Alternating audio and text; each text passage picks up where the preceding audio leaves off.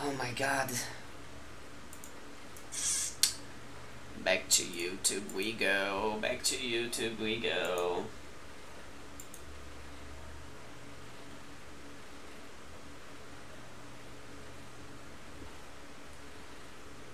Sorry guys. I apologize. I'm not experienced with game streaming, but the camera is fixed. Camera is fixed. Okay. Let me put it myself over here because dialogue is gonna be showing on the bottom all the time, so we don't want to be covering the text, do we? No, we don't. Okay. This could be like a little higher, like this. Okay. So is everybody comfy? Get comfy. And coffee. Get coffee and comfy. And I'll get myself a cup of water to keep myself hydrated, and coffee. And we'll start, and now let's see what this game is all about. Why everybody's talking about it so much. Oh my god. I'm so curious. Be right back.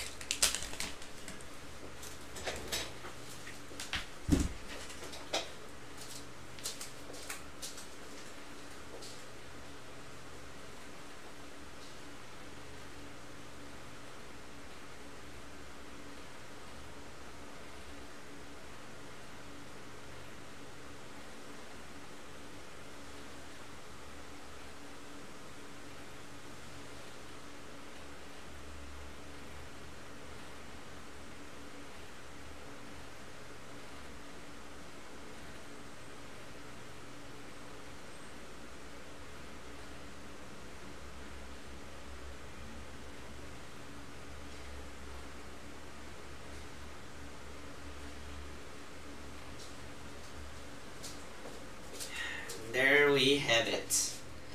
The delicious glass of water. Okay, let's get to it, shall we? Sorry for picking my nose blatantly in front of everybody. I got an itchy nose. Okay. I'm assuming this is gonna be a lot of reading. I'm gonna try to do my best. I'm sorry guys, I'll let you know already, and like reinforce that English is it's not my first language, and although I am good at it, I'll stumble. Okay. So yeah, I agree. Okay, just traumatize me already. Whatever the fuck you're gonna do. Just keep reminding me that this is not for children.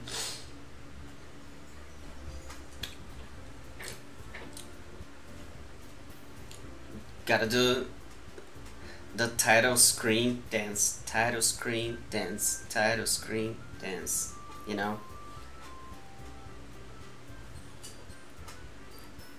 Okay. Settings, okay, text speed. Thank you. I hope that's faster and not slower. Let me know if the volume of the game is too loud.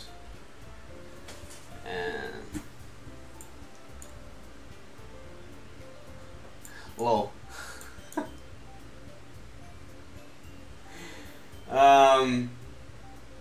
I've been asked if I'm gay, and the answer is yes.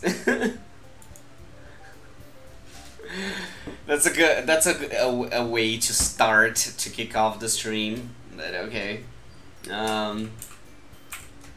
Big Mac.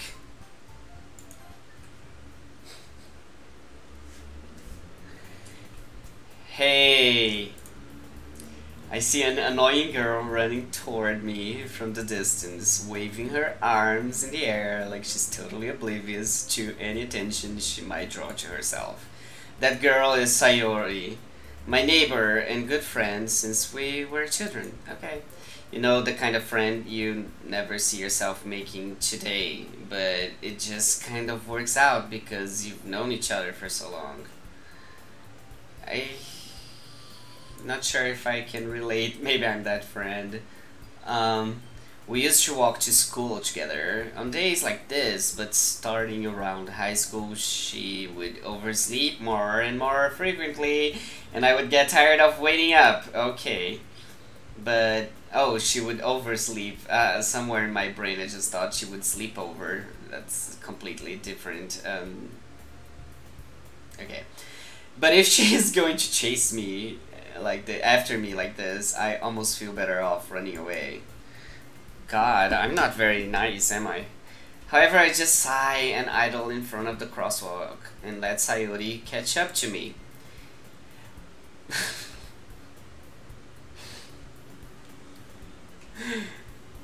I overslept again. Oh my god, this voice, I can't. But I got you this time. Maybe, but only because I decided to stop and wait for you. Hey, you say that like you were thinking about ignoring me. That's mean, PPlays. Well, if people stare at you for acting weird, then I don't want them to think we're a couple or something. Fine, fine. But you did wait for me after all. I guess you don't have it in you to be mean, even if you want to. Whatever you say, Sayori. We cross the street together and make our way to school.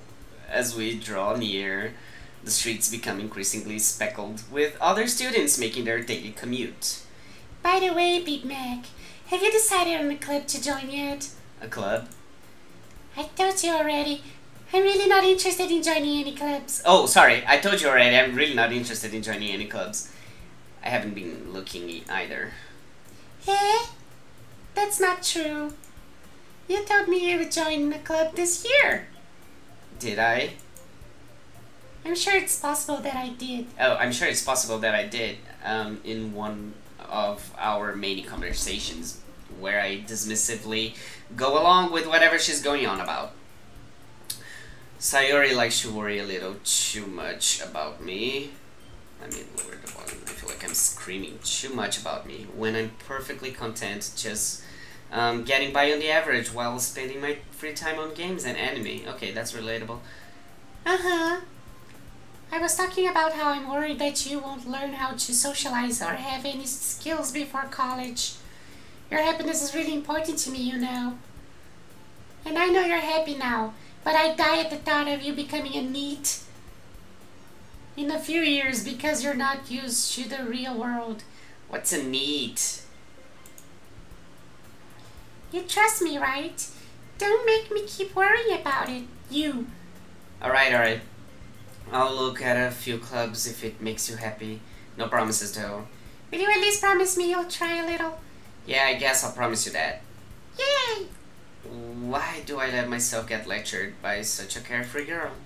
More than that, I'm surprised I even let myself relent to her. I guess seeing her worry so much about me makes me want to ease her mind at least a little bit, even if she does exaggerate everything inside of her head.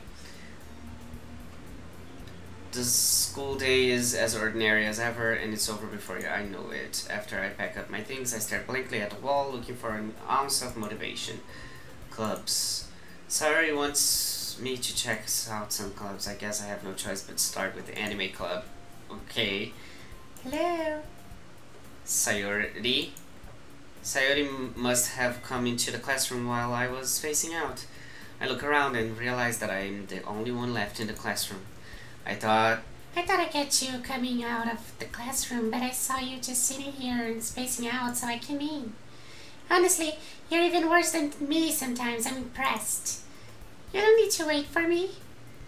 Oh, you don't need to wait up for me. If it's going to make you late to your own club. Well, thought it might need to be. Oh God. What? Know what? Nah. Well, that you could come to my club, Sayori. Yeah. There's no way I'm going to your club. Mimi. Sayori is vice president of the literature club. Not that I was ever aware that she had any interest in literature. In fact, I'm 99% sure she only did it because she thought it would be fun to help start a new club, since she was the first one to show interest after the one who proposed the club. She inherited the title vice president. That said, my interest in literature is guaranteed to be even less. Yeah, I'm going to the anime club. Come on, please. Why do you care so much anyway? Well, I kind of told the club yesterday I would bring in a new member, and Natsuki made cupcakes and everything. Hey, don't make promises you can't keep. I can't tell if Sayori is really that much of an airhead. Oh, don't worry. Oh, NEET means not education, in education, employment, or training. Oh. Well, welcome Maho Shoujo Dingo Dongo, best username ever. But yeah, you're not late, it just started. Can't tell if Sayori is really that much of an airhead, or if she's so cunning as to have planned all of this out. I let along a long sigh. Fine, I'll stop by a cupcake, okay? Yes, let's go. God. As thus today marks the day I sold my soul for a cupcake. I dejectedly follow Sayori across the school and upstairs, a section of the school I rarely visit, being generally used for third-year classes and activities. Sayori, full of energy, swings open the classroom door. Everyone, the new member is here. I told you, don't call me a new member. I glance around the room. Okay, I don't know. Welcome to the Literature Club. It's a pleasure meeting you. Sayori always says nice things about you. Oh my god. Seriously, you brought a boy? Way to kill the atmosphere. Ah, Pip Mac. What a nice surprise. Welcome to the club. All words escape me in this situation. This club is full of incredibly cute girls. What are you looking at? If you want to say something, say it. Sorry. Natsuki. The girl with the sour attitude, whose name is apparently Natsuki, is one I don't recognize. Her small figure makes me think she's probably a first year. She is also the one who made cupcakes, according to Sayori. You can just ignore her when she gets moody. Sayori says that quietly into my ear, then turns back towards the other girls. Anyway, this is Natsuki, always full of energy, and this is Yuri, the smartest in the club. Don't say things like that. Yuri, who appears comparably more mature and timid, seems to have hard time keeping up with people like Sayori and Natsuki. Seems to have a hard time keeping up with people like Sayori and Natsuki. Well, it's nice to meet you both. And it sounds like you already know Monica, is that right? That's right. It's great to see you again, Big Mac. Monica smiles sweetly. Okay, everybody's so friendly. I'm scared already. Well, we do know each other well. We rarely talked, but we were in the same class last year. Monica was probably the most popular girl in class. Smart, beautiful, athletic, basically completely out of my league. So having her smile at me so genuinely feels a little... You too, Monica. Come sit down, Big Mac. We made room for you at the table so you can sit next to me or Monica. I'll get the cupcakes. Hey, I made them. I'll get them. Sorry, I got a little too excited. Then how about I make some tea as well? The girls have a few desks arranged to form a table. As Sayori mentioned, it's been widened so that it's been widened so that there is one space next to Monica and one space next to Sayori. Natsuki and Yuri walk over to the corner of the room where Natsuki grabs a wrapped tray and Yuri opens the closet. Still feeling awkward, I take a seat next to Sayori. Natsuki proudly marches back to the table, tray in hand. Okay, you ready? Ta-da! Whoa! Natsuki fills the foil off the tray to reveal a dozen white fluffy cupcakes decorated to look like little cats. That's cute. The whiskers are drawn with icing and little pieces of chocolate were used to make ears. So cute. I have no idea you were so good at baking, Natsuki. Well, you know, just hurry up and take one. Sayori grabs one first, then Monica. I follow. Sayori is the first one, right? It's delicious. Sayori talks with her mouth full. And has already managed to get icing on her face. I turn the cupcake around in my fingers, looking for the best angle to take a bite. Natsuki is quiet. I can't help but notice her sneaking glances in my direction. Is she waiting for me to take a bite? I finally bite down. The icing is sweet and full of flavor. I wonder if she made it herself. This is really good. Thank you, Natsuki. Why are you thanking me? It's not like haven't I heard this somewhere before? Made them for you or anything. I thought you technically did. Sayori said, well, maybe, but not for y'all, you know, dummy. Alright. I give up on Natsuki's weird logic and dismiss the conversation. Yuri returns to the table carrying a tea set. She carefully places a teacup in front of each of us before setting down at the teapot next to the cupcake tray. You keep a whole tea set in this classroom? Don't worry, the teachers gave us permission. After all, doesn't a hot cup of tea help you enjoy a good book? I guess. Don't let yourself get intimidated. Yuri's just trying to impress you. That's not. Insulted, Yuri looks away. I meant that, you know. I believe you. Well, tea and reading might not be a pastime for me, but I at least enjoy tea. I'm glad. Yuri faintly smiles to herself in relief. Monica raises an eyebrow, then she smiles at me. Okay, same. So what made you consider the literature club? I was afraid of this question. Something tells me I shouldn't tell Monica that I was practically dragged here by Sayori.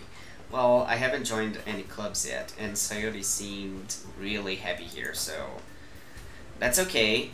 Don't be embarrassed. Don't be embarrassed, big boy. We'll make sure you feel right at home, okay? As president of the literature club, it's my duty to make the club fun and exciting for everyone. Monica, I'm surprised. How come you decide to start your own club? You could probably be a board member for any of the major clubs.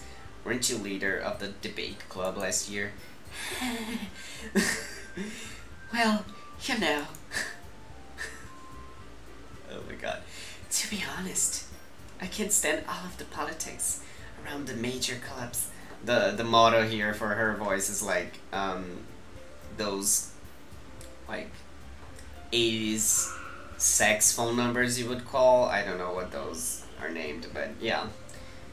To be honest, I can't stand all of the politics around the clubs. I feel like nothing but arguing about the budget and publicity and how to prepare for events. I'd much rather take something I personally enjoy and make something special out of it. And if it encourages others to get into literature, then I'm fulfilling that dream.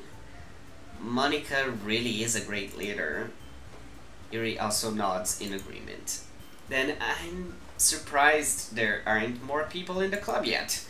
It must be hard to start a new club. You could put it that way. Not many many people are very interested in putting out all the effort to start something brand new, especially when it's something that doesn't grab your attention, like literature. You have to work hard to convince people that you're both fun and worthwhile. But it makes school events like the festival that much more important. I'm confident that we can all really grow this club before we graduate.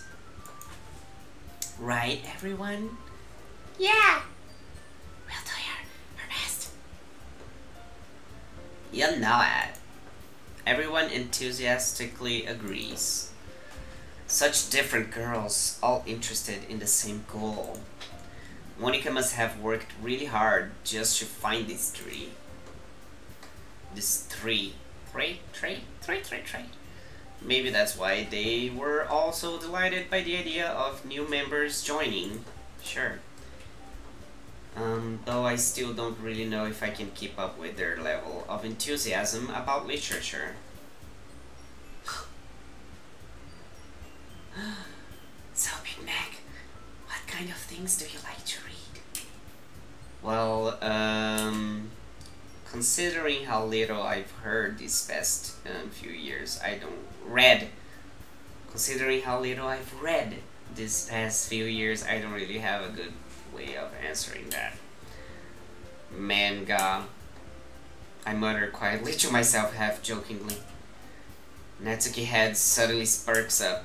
It looks like she wants to say something, but she keeps quiet. Not much of a reader, I guess. Well, that can change. What am I saying? Ugh. I spoke without thinking after seeing Yuri's sad smile. Anyway, what about you, Yuri? Well, let's see. Yuri traces the rim of her teacup with her fingers. My favorites are usually novels that build deep and complex fantasy worlds. The level of creativity and craftsmanship behind them is amazing to me. And telling a good story in such a foreign world is equally impressive. Yuri goes on, clearly passionate about her reading. She seemed so reserved and timid since the moment I walked in, but it's obvious by the way her eyes light up that she finds her comfort in the world of books, not people. But you know, I like a lot of things. Stories with deep psychological elements usually immerse me as well.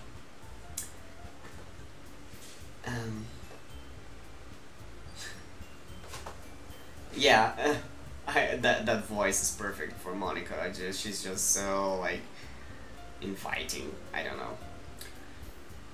Isn't it amazing?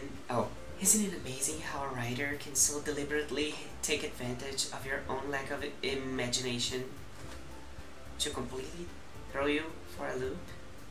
What? Anyway, I've been reading a lot of horror lately. I read a horror book once. I desperately grasped something I can relate to at the minimal level. At this rate, Yuri might as well be having a conversation with a rock. Really? I wouldn't have expected that, Yuri. For someone as gentle as you, I guess you could say that. But if a story makes me think, or takes me to another world, then I really can't put it down. Surreal horror is often very successful at changing the way you look at the world, if only for a brief moment. Ugh, I hate horror. Oh, why is that? Well, Natsuki's eyes dart over to me for a split second. Never mind. That's right. You usually like to write about... Oh, sorry, that was my cell phone. Rude!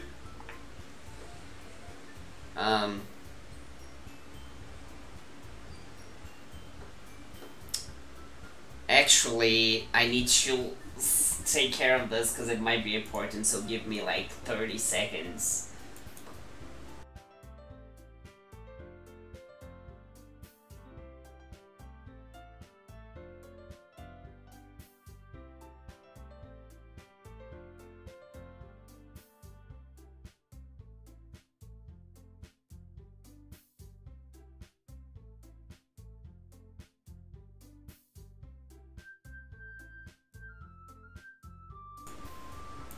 And I'm back. Okay. Where were we exactly? Oh, I just noticed I'm blocking her face. That's right, you usually like to write about cute things, don't you, Natsuki? What?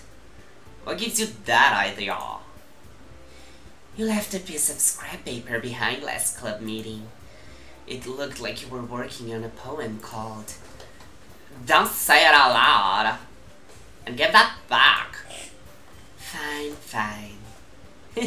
Your cupcakes, your poems, everything you do is just as cute as you are. Sayuri sidles up behind Natsuki and puts her hand on her shoulders. I'm not cute! Natsuki, you write your own poems? Well, I guess sometimes. Why do you care? I think that's impressive. Why don't you share them sometime? Now. Natsuki averts her eyes. You wouldn't like them. Not a very confident writer yet. I understand how Natsuki feels. Sharing that level of writing takes more than just confidence. The truest form of writing is writing to oneself.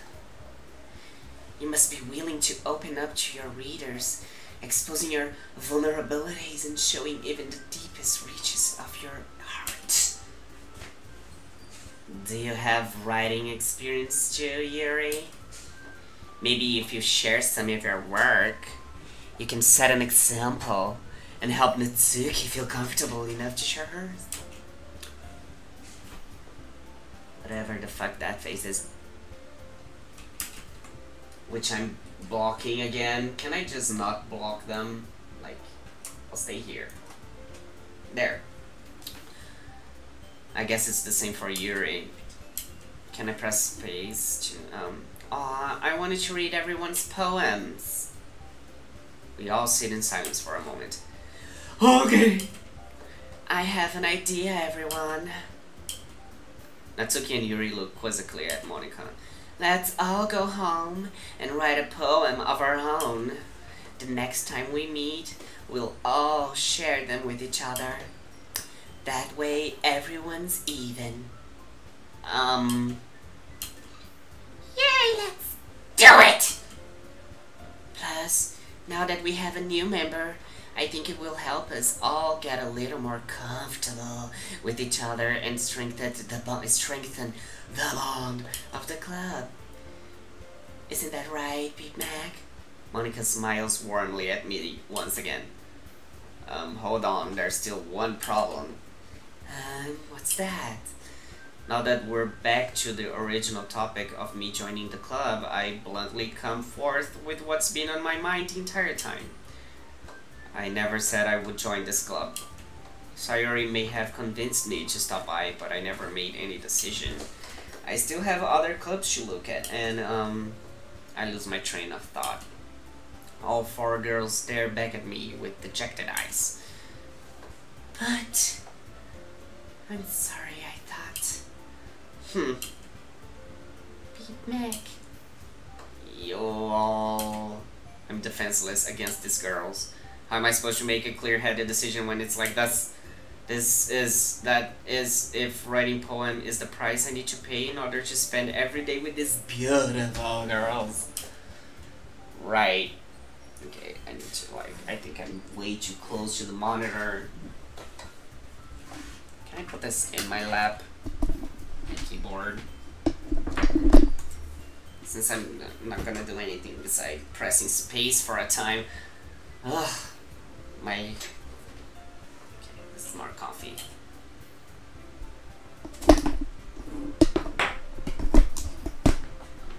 Put the microphone around here. Sorry if that's making like a shit ton of noise. Okay. What did I press? What did I do? What did I do? Now I'm gone. What did I do?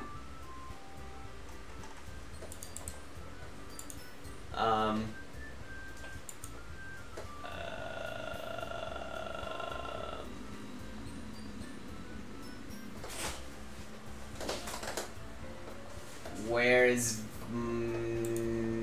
okay, I'm back.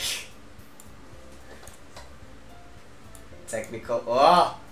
No!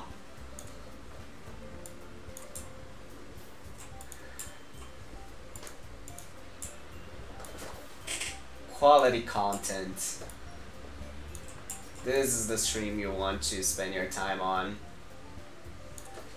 This is the experience you were hoping for. Okay. Can do one thing right, god damn it. I'll join the literature club, whatever. One by one, the girl's eyes light up. Yes, I'm so happy. Sayori wraps her arms around me, jumping up and down. Hey, girl, hands off. You really did scare me for a moment. If I really just came for the cupcakes, I would be like super pissed. I would be like so pissed. I would like, god damn you, so pissed. Then that makes it official.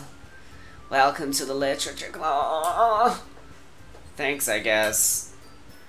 Okay, everyone. I think with that, we can officially end today's meeting on a good note. Everyone remember tonight's assignment. Write a poem to bring to the next meeting so we can all share. Monica looks over to me once more. Peep Mac, I look forward to seeing how you express yourself. Yeah. Can I really impress the class star Monica with my mediocre writing skills? I already feel the anxiety welling up inside me. Meanwhile, the girls continue to chit-chat as Yuri and Natsuki clean up their food. Hey Big Mac, since we're already here, do you want to walk home together? That's right. Sayori and I never walk home together anymore because she's always stayed after school for clubs. Sure, might as well. Yay! With that, the two of us depart the club and make our way home. The whole way, my mind wanders back and forth between the four girls, Sayori, Natsuki, Yuri, and of course, Monica. Will I really be happy spending every day after school in a literature club? Literature. That's an annoying word to say a lot of times. Perhaps I'll have the chance to grow closer to one of these girls. Alright. I just need to make the most of my circumstances, and I'm sure good fortune will find me. And I guess that starts with writing a poem tonight. Time to write a poem. Pick words you think your favorite club member will like. Something good might happen with whoever likes your poem the most. Sure. Okay. Why isn't Monica here?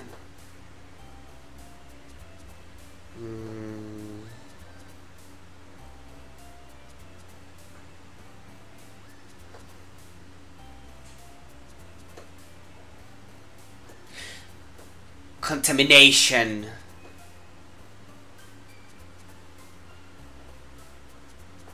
Suicide.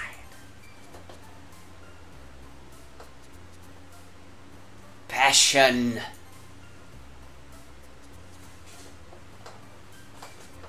Beauty.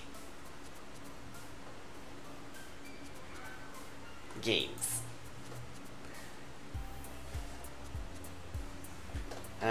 Whisper. Pleasure. Climax. Depression. Puppy! No,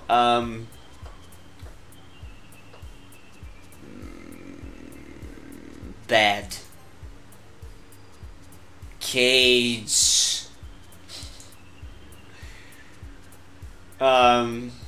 Romance. Rainbow. Lust. Yes. Inferno, yes. Papa. This is like a mood board of words. I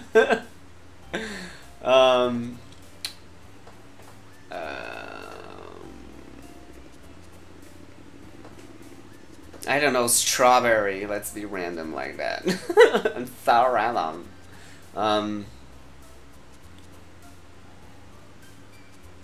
Wrath. Heaven sent. How pretentious, I love it. Kawaii. Hopeless. Oh my god, sorry, I just hit the mic when I went to do this. Because I'm such a drama poem queen. Bohemian Rhapsody, what the fuck. Hi again, Pete Mag. Glad to see you didn't run away from us, huh? Nah, don't worry. This might be a little strange for me, but at least keep my word. Well, I'm back at the literature club. I was the last to come in, so everyone else is already hanging out. Thanks for keeping your promises, Big Mac. I hope this isn't too overwhelming of a commitment for you. Making you dive headfirst into literature when you're not accustomed to it. Oh, come on. Like he deserves any slacks. Sayori, tell me, you didn't even want to join. You didn't even want to join any clubs this year, and last year too. I don't know if you plan to just come here and hang out, alright? But if you don't take us seriously, then you won't see the end of it. Natsuki, you certainly have a big mouth for someone who keeps her manga collection in the club room. Natsuki finds herself stuck between saying Monica and manga. Sorry, that probably exploded all y'all ears. I'm sorry. I'm sorry. That's how you get tinnitus. I'm sorry. I hope you're not wearing headphones for this one. Swiftly defeated, Natsuki plops back into her seat. Don't worry, guys. Pete Mac always gives its best as long as he's having fun. Well, God help you there. He helps me with my busy work without even asking. Like cooking, cleaning my room. How dependable. Sayori, that's because your room is so messy, it's distracting.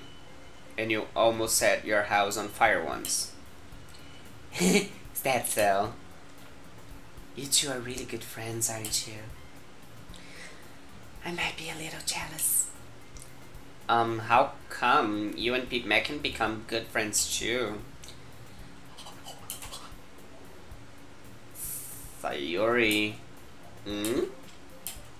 As usual, Sayori seems oblivious to the weird situation she just put me into. Oh, Yuri even brought you something today, you know. Wait, Sayori. Me? Not really. Don't be shy. It's really nothing. What is it? Never mind. Sayori made it sound like a big deal when it's really not. What do I do? I'm sorry, Yuri. I wasn't thinking. I guess that means it's up to me to rescue the situation. Hey, don't worry about it. First of all, I wasn't expecting anything in the first place, so any nice gesture from you is a pleasant surprise. It will make me happy no matter what. Is that so? Yeah, I won't make a big deal if you don't want it to be. God damn it, stop freaking out. Jeez. Alright. Well, here. Yuri reaches into her bag and pulls out a book. I didn't want you to feel left out, so I picked you out a book that I thought you might enjoy. It's a short read, so it should keep your attention, even if you don't usually read. Very good, you know.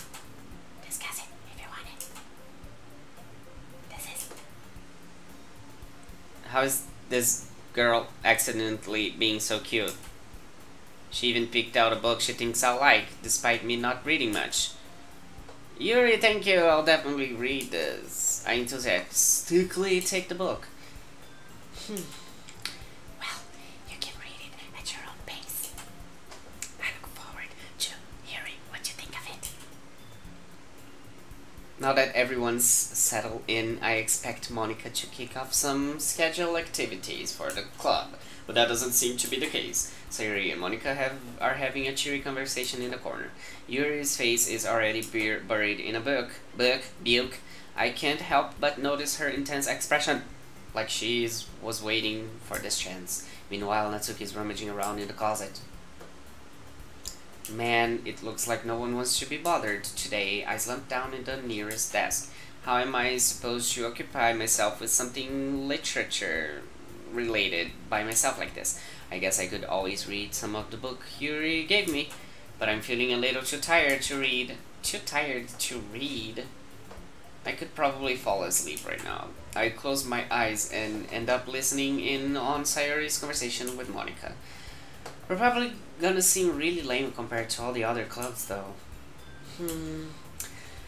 Well, we can't give up. The festival is our chance to show everyone what literature is all about. The problem is that the idea of a literature club sounds too dense and intellectual. But it's not like but it's not like that at all, you know.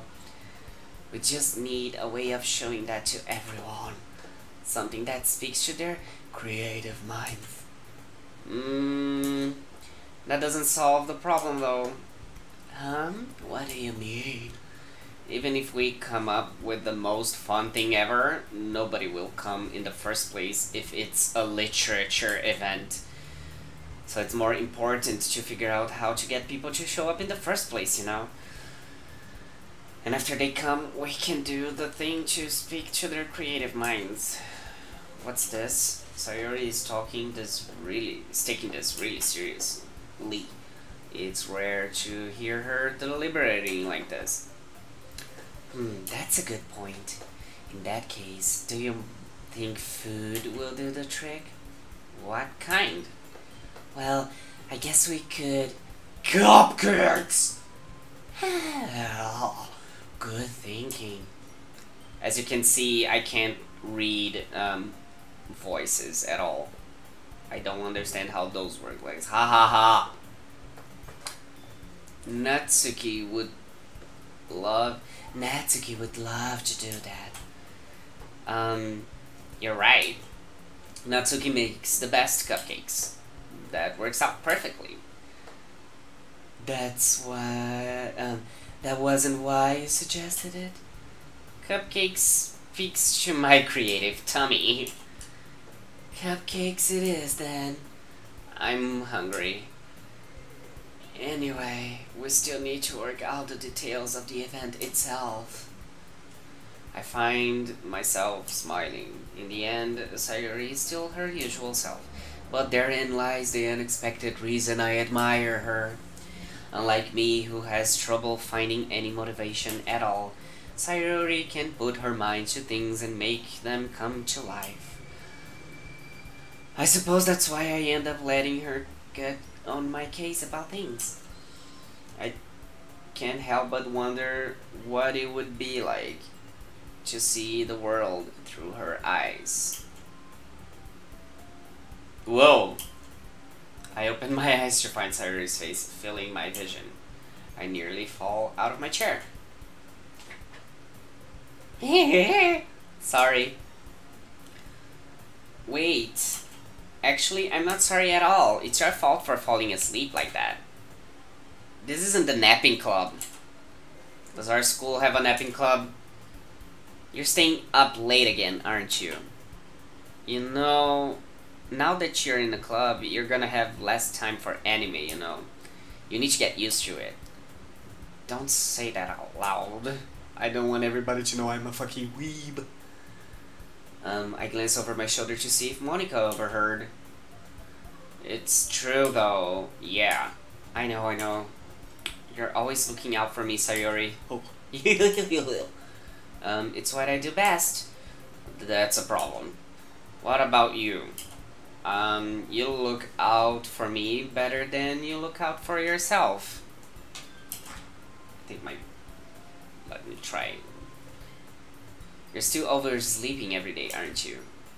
Hey. Not every day. That's not very convincing. How many days this past week have you gotten up on time? It's a secret. I knew it. Come on. At least give me the benefit of the doubt.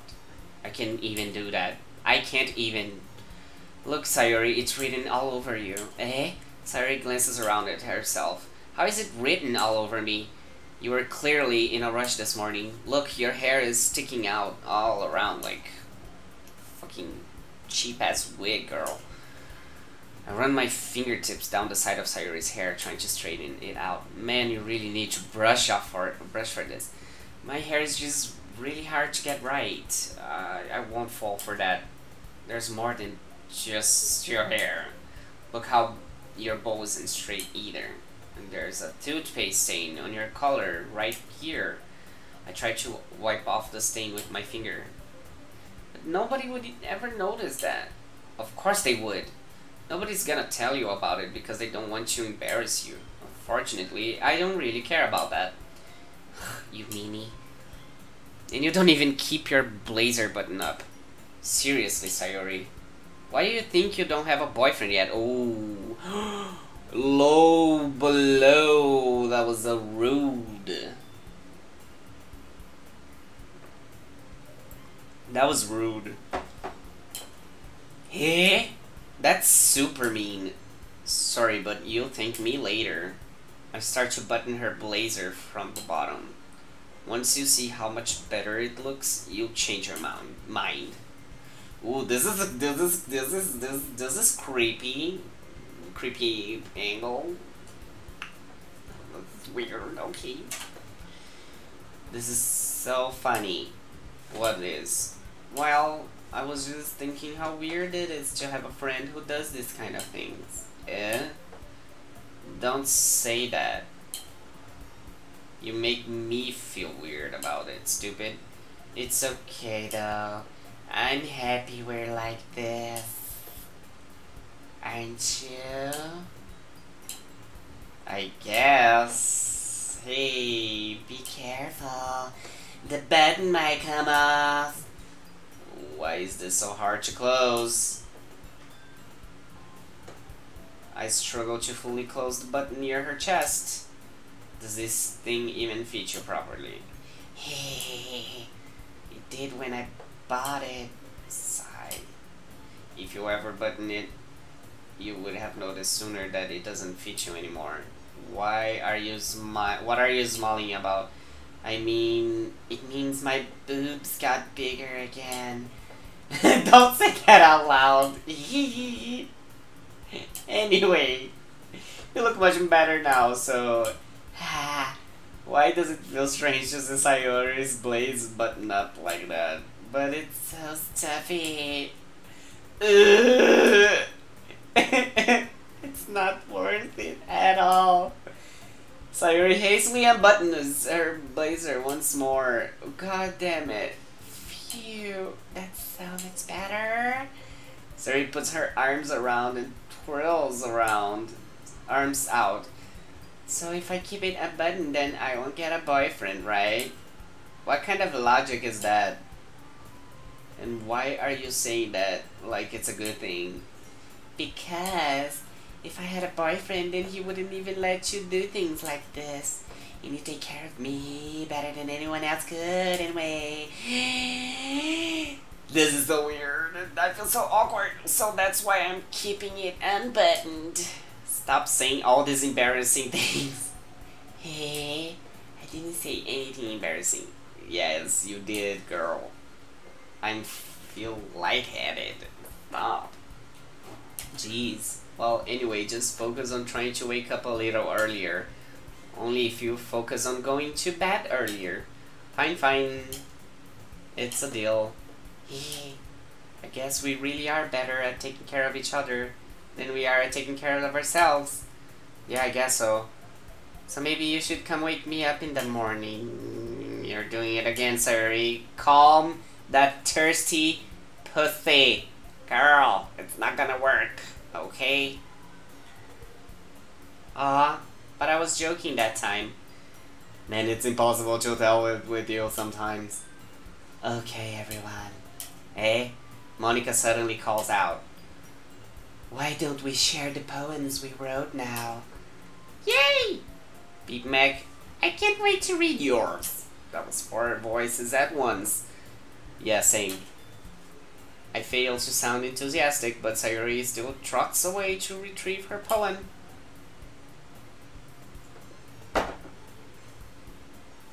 By the way, did you remember to write a poem last night? Yeah.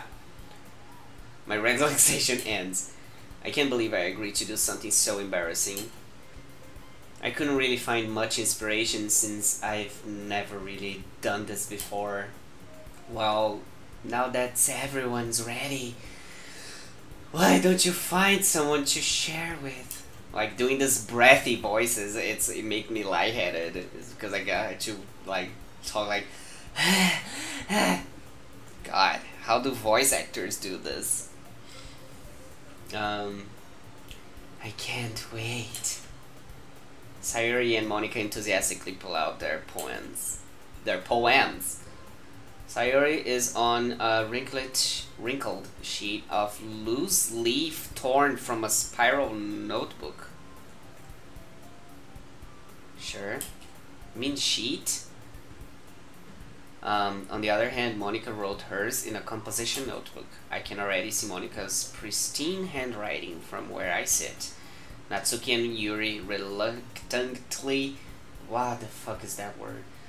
Reluctantly? I hate English. Natsuki and Yuri I can do this. Natsuki and Rory... Natsuki and Yuri It's impossible for a poor Brazilian man. Natsuki and Yuri reluctantly comply as well, reaching into their bags.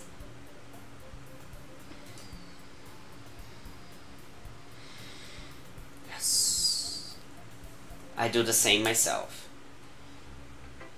Okay, who should I show my poem to first? Gotta go one by one, just can't show it to everybody at once.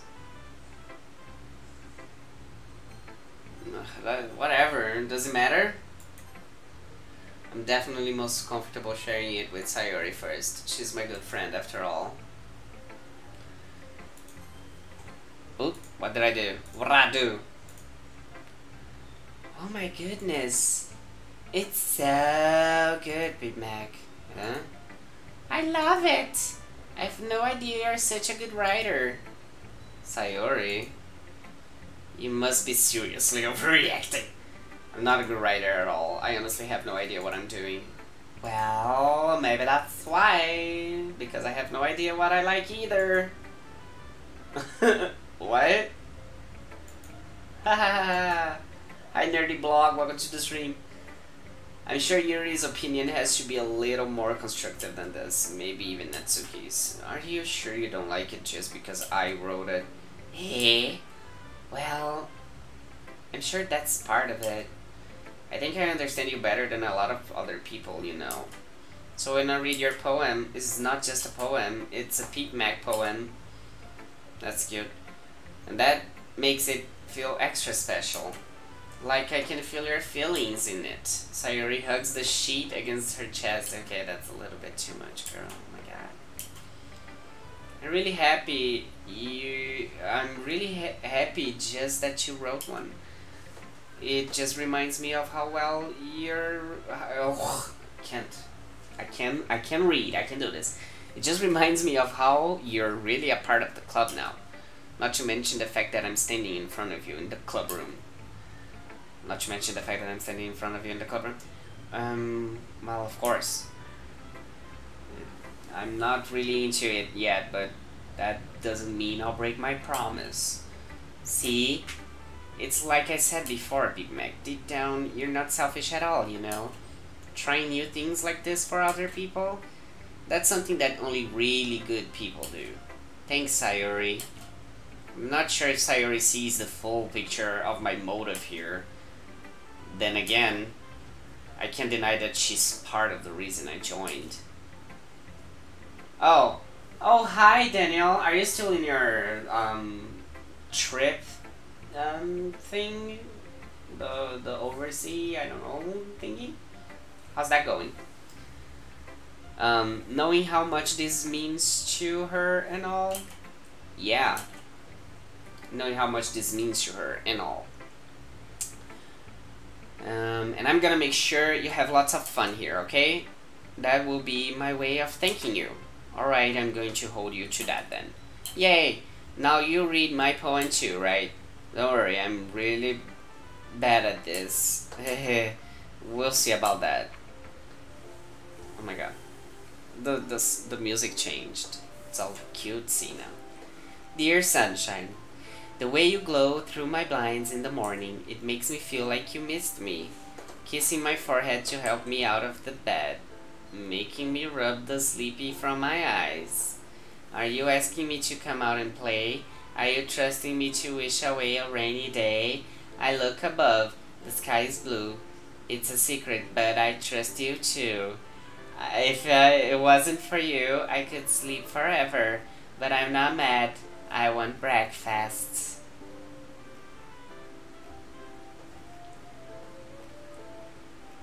Okay. Cute, I guess. It's very Sayori poem. This is just a guess, but did you wait until this morning to write this? No, just a little bit. You can't answer just a little bit to a yes or no question. I forgot to do it last night. Well, at least that makes me feel a little better about myself. Don't be mean. I still tried my best. Yeah, I didn't mean to say that it was a bad poem. Mother was a good poem either, but it came out nice, or how should I put it? It sounds just like you. Really? Yeah. Especially the last line. I made eggs and toast. Even though you were late to school? It's bad to skip breakfast. I get all cranky. Well, I guess there's no point in arguing. Anyway, thanks for showing me. Hehe. And this was so much fun. Monica's the best. Yeah. But next time I won't forget. And I'm gonna write the best poem ever. Well, I guess I look forward to it. Okay. Natsuki. Well, it's about what I expected from someone like you. That's a little blunt. Well, excuse me. It's not like I said it was bad. It just didn't evoke any emotions. So basically, it's not cute enough for your... So basically, it's not cute enough for your tastes. Did you wanna get smacked? I'll pass. Ugh. Well, anyway, I guess I need to say mine. Not that you like it. Eagles can fly. Monkeys can climb. Crickets can leap. Horses can race. Owls can seek. Cheetahs can run. Eagles can fly. People can try. But that's about it.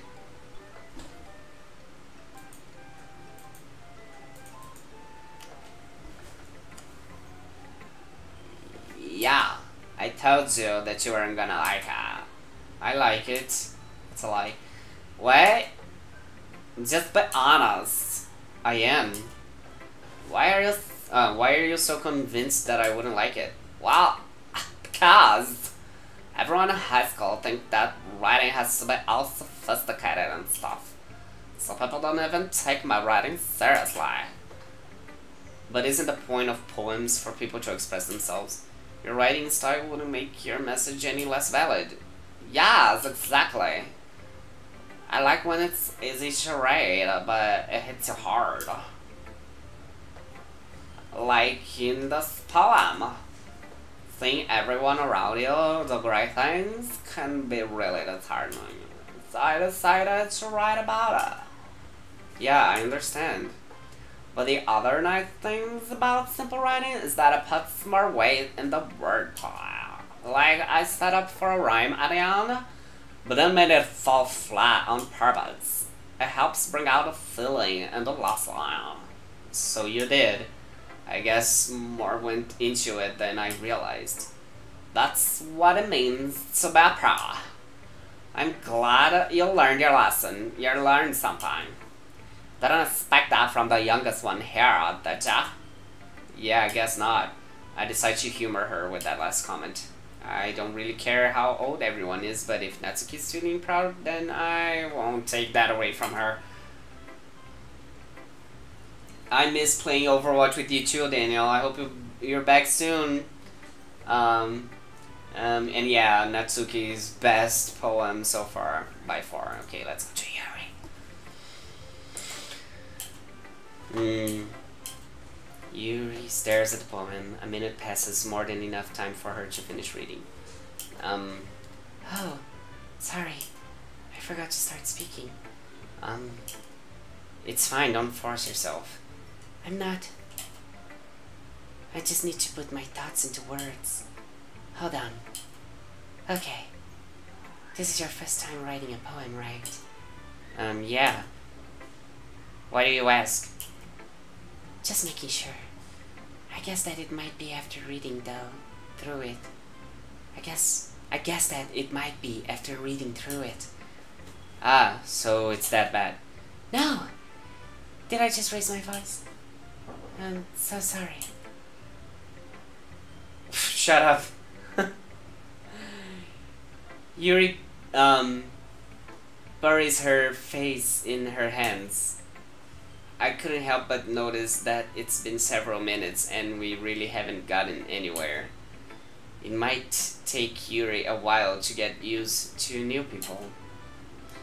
It's fine, I really didn't notice. What were you saying? Right, it's just that there are specific habits, writing habits, that are usually typical of new writers.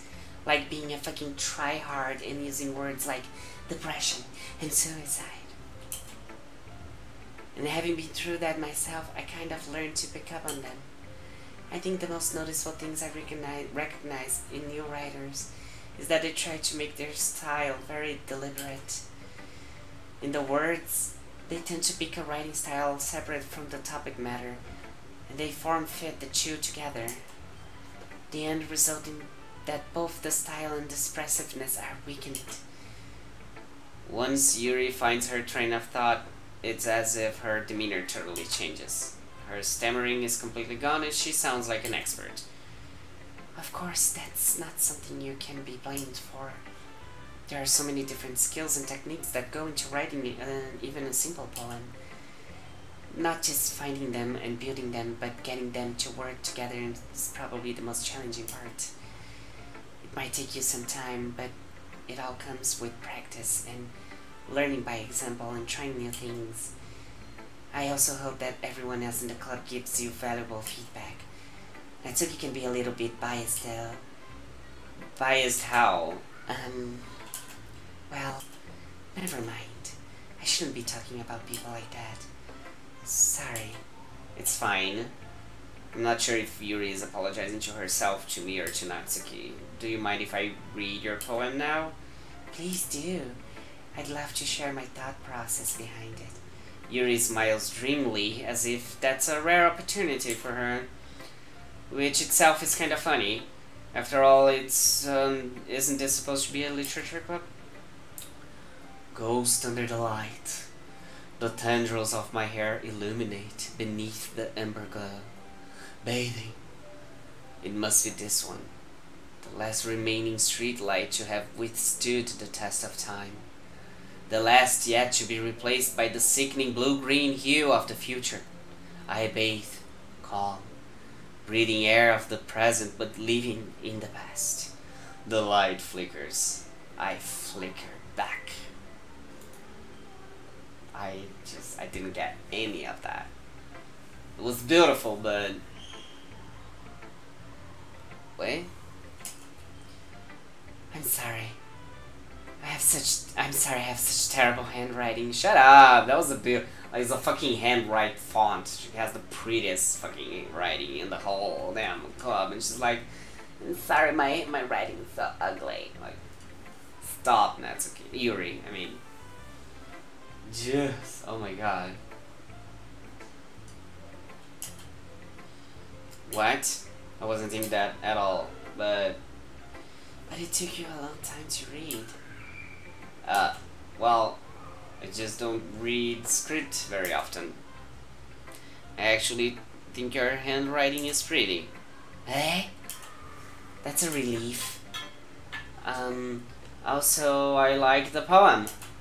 Even though it's short, it was really descriptive. It wasn't too short.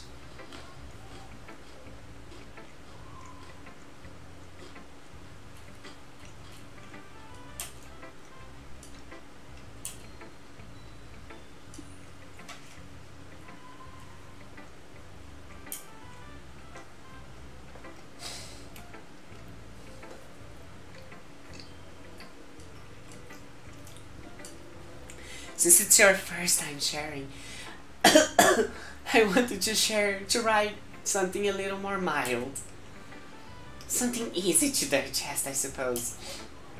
Girl, that poem you wrote just gave me a diarrhea. Are you into ghosts, Yuri? Actually, the story isn't about ghosts at all, Big Mac. Really? I must have totally missed the point. Well, I suppose you did only glance over it after all. But remember that poets often express their own thoughts, feelings, and experience in their work. They usually do more than tell a simple story or paint a picture.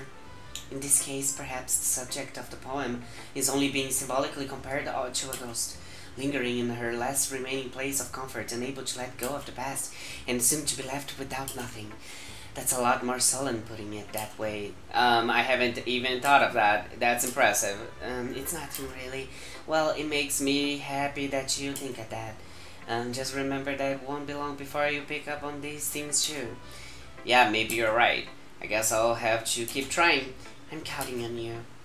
God, show Monica. Hi, Big Mac. Having a good time so far? Ah, yes. Oh, good. Glad to hear it. By the way, since you're new and everything, if you ever hear any suggestions for the club, like new activities or things we can do better, I'm always listening. Don't be afraid to bring things up, okay? Alright, keep that in mind. Alright, I keep that in mind. Of course I'll be afraid to bring things up. I'm much better off just going with the flow until I'm more settled in. Anyway, want to share your poem with me? It's kind of embarrassing, but I guess I have to. Don't worry, Big Mac. We're all a little embarrassed today, you know. But that's sort of barrier that we'll all learn to get past soon. Yeah, that's true. I hand Monica my poem. I like this one. It makes me think of something Sayuri would like. Is that so? You and Sayuri are really good friends, right? I wouldn't be surprised if you had those sort of things in common. Well, are you dragging me right now? Well, we might be good friends, but Sayuri and I are actually really different. Well, that may be the case. But maybe there are also some similarities that you wouldn't expect. The way she talks about you. It sounds like the two of you really care about each other's well-being. Even if you show it in different ways, it ends up being more similar than you think. So I think that's the kind of vibe I get when reading your poems. You sure you're not reading into it too much, Darren? I could be. Oh gosh, I sound like Yuri. Like a pathetic bitch. But in any case, Sayuri's writing has kind of a gentle feel to it. I can tell that she likes exploring with emotions, like happiness and sadness. Who knew that someone so happy would enjoy sad things too? Yeah, that's totally unexpected. That someone is able to feel happiness and sadness at once. Or, like, at times. Sorry, I just hit the microphone again. Well, to each their own, you know, emotions. They're dumb. And you shouldn't be afraid to experiment a little bit either. I'm sure I'll end up trying different things a lot. It could take a while before I feel comfortable doing this. That's okay. What the fuck, Monica just said hello in chat. In the live stream chat. Hi, Monica. I hope you like the voice I'm giving you. I'm legitimately, like, disturbed. I'm gonna feel like it's so much pressure now that I'm voice acting and you're right here. I hope it's okay I give you a sexy voice, a sexual voice. It's just because you're so sexy, you know? I love to see you try new things. That's the best way to find a new kind of style that suits you. Everyone else might be a little bit biased towards their own kind of styles, but I'll always help you find what suits you the most. So don't force yourself to write the way everyone else wants you to write. It's not like you have to worry about impressing them or anything. Ha ha ha ha. Ha ha ha. Anyway, do you want to read my poem now? Don't worry, I'm not very good. You sound pretty confident for someone who claims to not be very good. Well, that's 'cause I have to sound confident. That doesn't mean I always feel that way, you know. I see. Well, let's read it then. Hole in wall. It couldn't have been me. See the direction the speckle protrudes? A noisy neighbor? An angry boyfriend? I'll never know. I wasn't home. I peer inside for a clue. No. I can't see. I reel. Blind. Like a film left out in the sun. But it's too late. My retinas already scorched with a permanent copy of the meaningless images. It's just a little hole. It wasn't too bright. It was too deep. Stretching forever into everything. A hole of infinite choices. I realize now that I wasn't looking in. I was looking out. And he, on the other side, was looking in. Whatever that means. So, what do you think? It's very freeform, if that's what you call it. Sorry, I'm not really the right person to ask for feedback. That's okay. Yeah, that kind of style has gotten pretty popular nowadays. That is, a lot of poems have been putting emphasis on the timing between words and lines. When performed out loud, it can be really powerful. Well, what was the inspiration behind this one? Well, I'm not sure if I know how to put it. I guess you could say that I had some kind of epiphany recently. It's been influencing my poems a bit. An epiphany? Yeah, something like that. I'm kind of nervous to talk about deep stuff like that, because it's kind of coming on strongly. Maybe after everyone is better friends with each other. Oh, I skipped a text right there. I'm sorry. Here's Monica's writing tip of the day. Sometimes when you're writing a poem or a story, your brain gets too fixated on a specific point. Don't talk to Natsuki or Yuri, what the fuck? If you try so hard to make it perfect, then you'll never make any progress.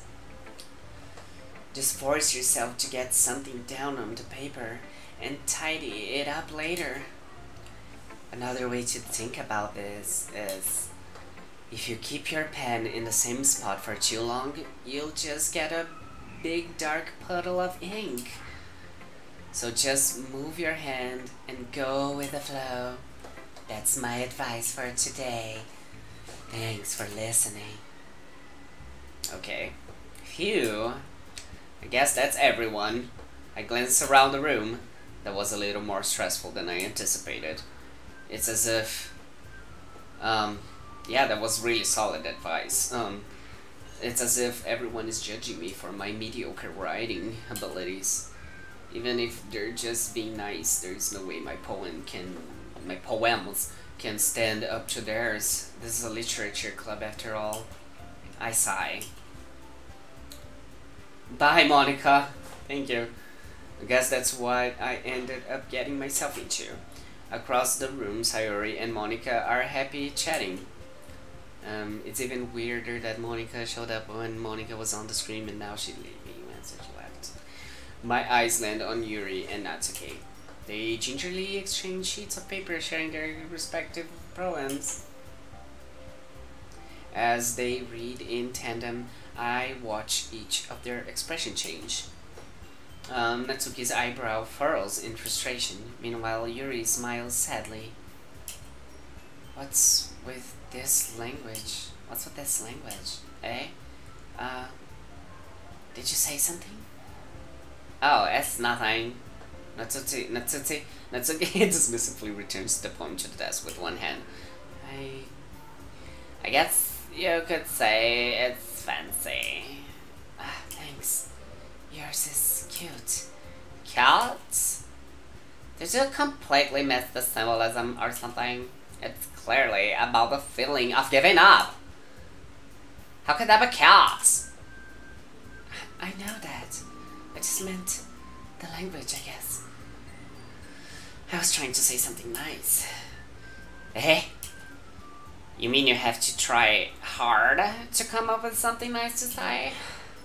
Thanks, but it really didn't come out nice at all.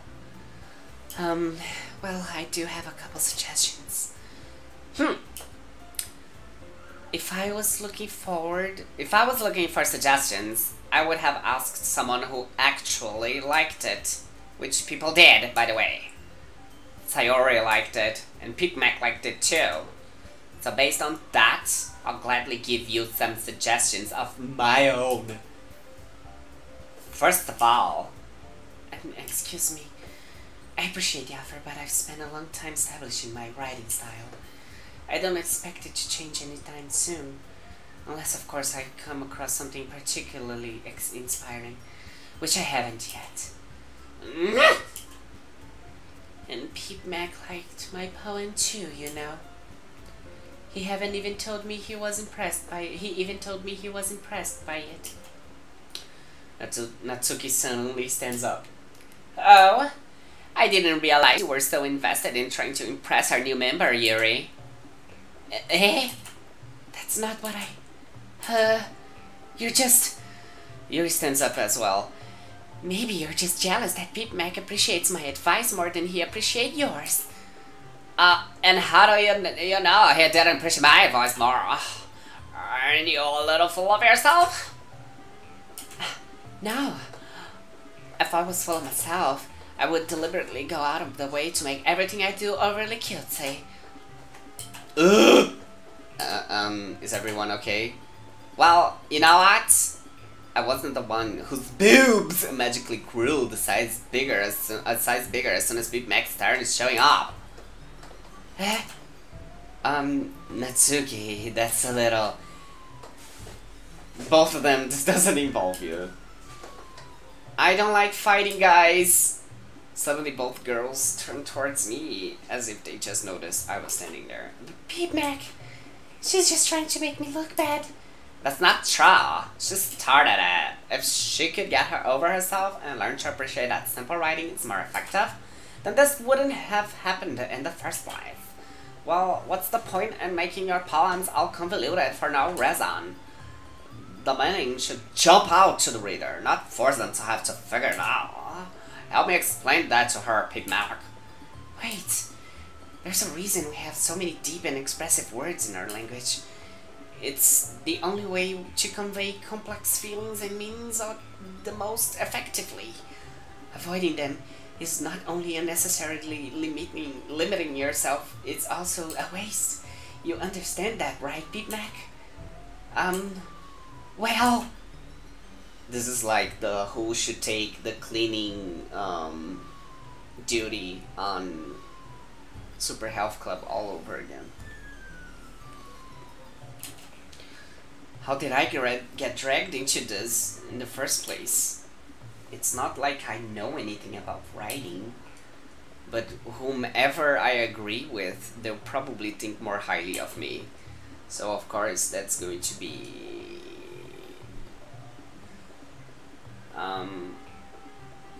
I like Yuri. I like Natsuki too. Sayuri is creepy.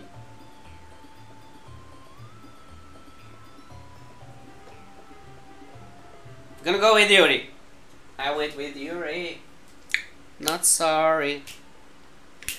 I went with Yuri. Let me go. Give me a moment so I can grab a new glass of water, and I'll be right back. Okay, just a moment.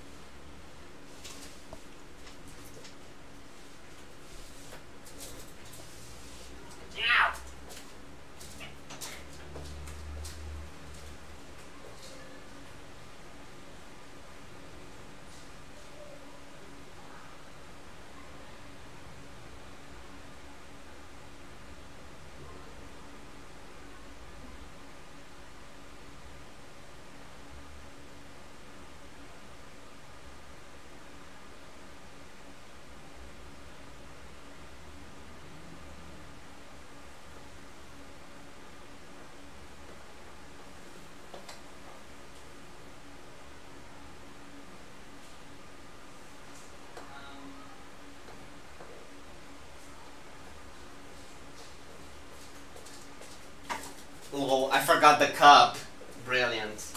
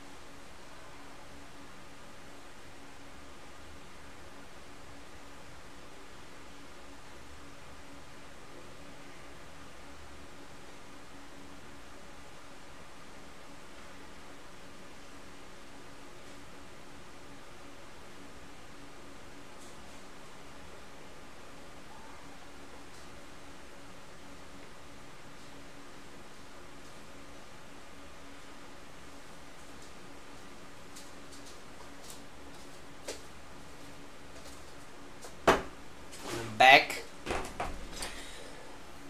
I'm back, and with me I have a big ass can of Pringles. So I need a snack.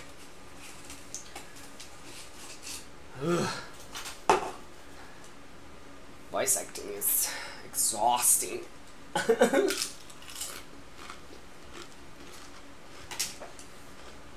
Oh my god, Monica's back. Welcome back, Monica. Just give me a second to eat some chops.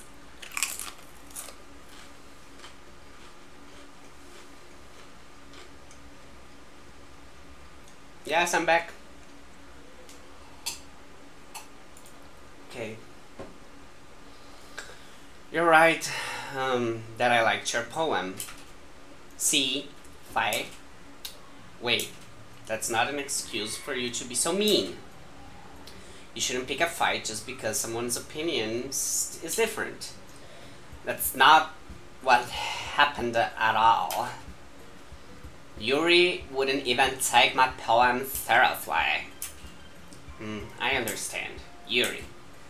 Hey, you're a seriously talented writer. It's no secret that I was impressed. Well, that's... But here's the thing.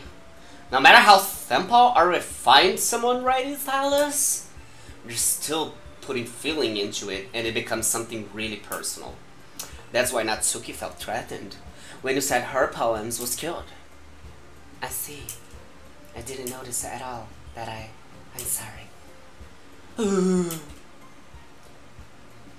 But Natsuki, you took it way too far. Yuri means well, and if you just told her how you felt, then this wouldn't have happened in the first place, you know, you little bitch. Are you kidding? That's exactly what I did. It was her that... Natsuki, I think that's enough. You both said some things that you didn't mean. Yuri apologized. Don't you think you should too? Don't talk to you. I can't. It's the game. I'm just pressing space bar. What can I do? I can't choose not to talk to them. Natsuki clenches her fists. In the end, nobody has taken her side. She's trapped at this point, being defiant only because she can't handle the pressure. And I end up even feeling bad for her. Sometimes when I'm hurt, it helps to take a walk and clear my head. Sayori, she doesn't need to... You know what? I'm gonna do that. And I'm gonna do that. It'll spare me from having to look at all y'all faces right now. Without warning, Natsuki snatches her own poem and her wig up from her desk and storms out. On her way out, she crumples up the poem with her hands and throws it in the trash. Oh my god. I feel kinda bad now. Like... she was just standing... Okay. But then if I picked, like, Yuri, I would probably, like, put her in a similar position and she would get all sad. God damn it. Visual novel choices. She really didn't need to do that.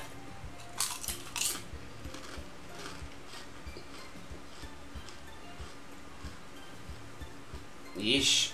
Yuri has her chin buried in her hands while she stares down at her desk. I gingerly approach her and sit in an adjacent chair. Everything alright?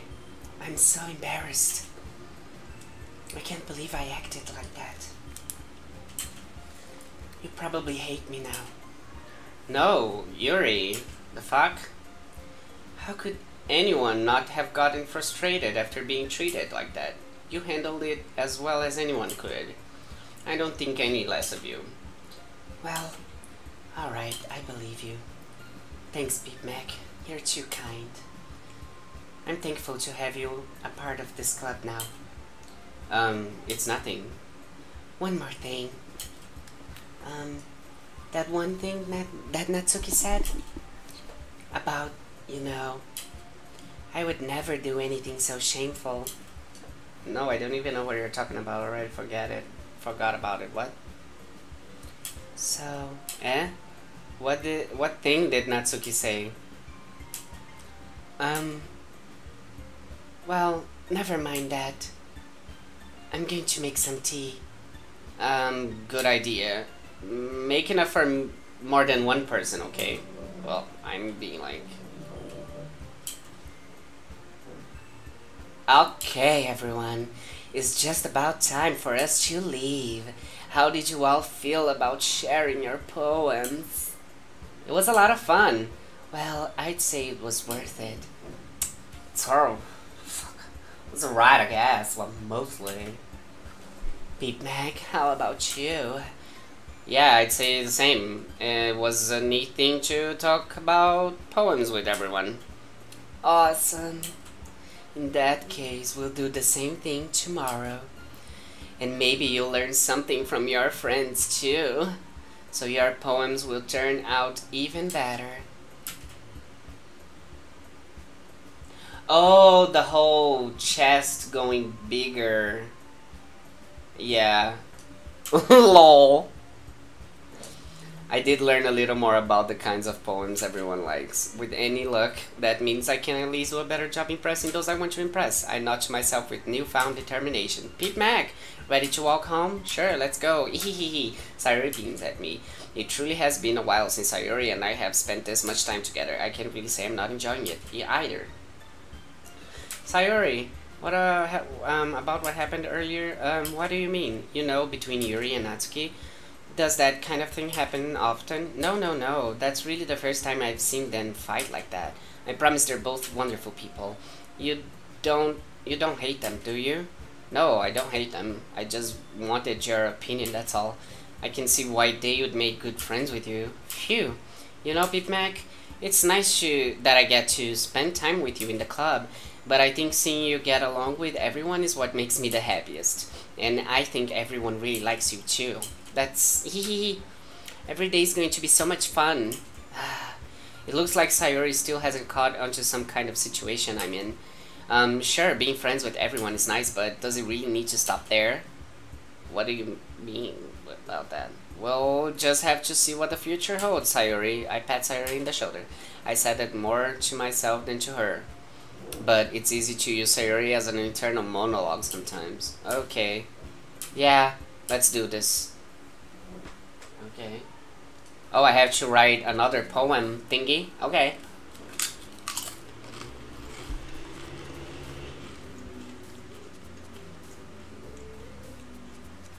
Okay, let's go with warm milk.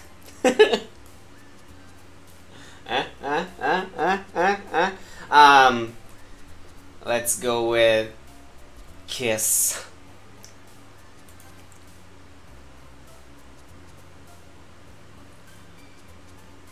Vibrant.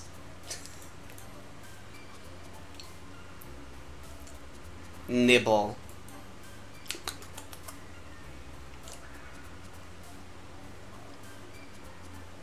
I don't know. Chocolate, sure. Nibble on some chocolate. Loud. Loud fantasy. Pure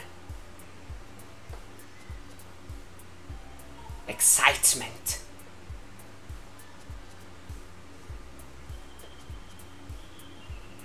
Amazing.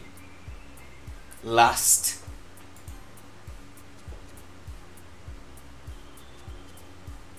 Valentine. Unrestrained.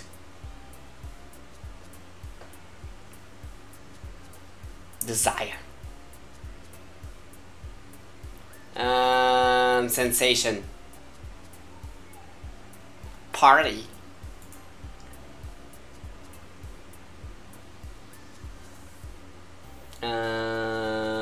Joy. Sugar.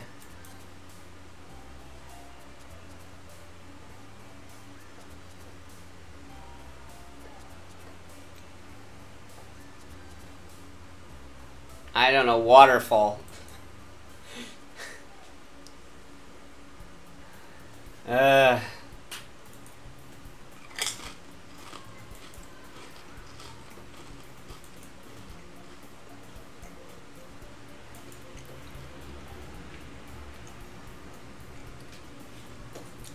Hi, Sayuri.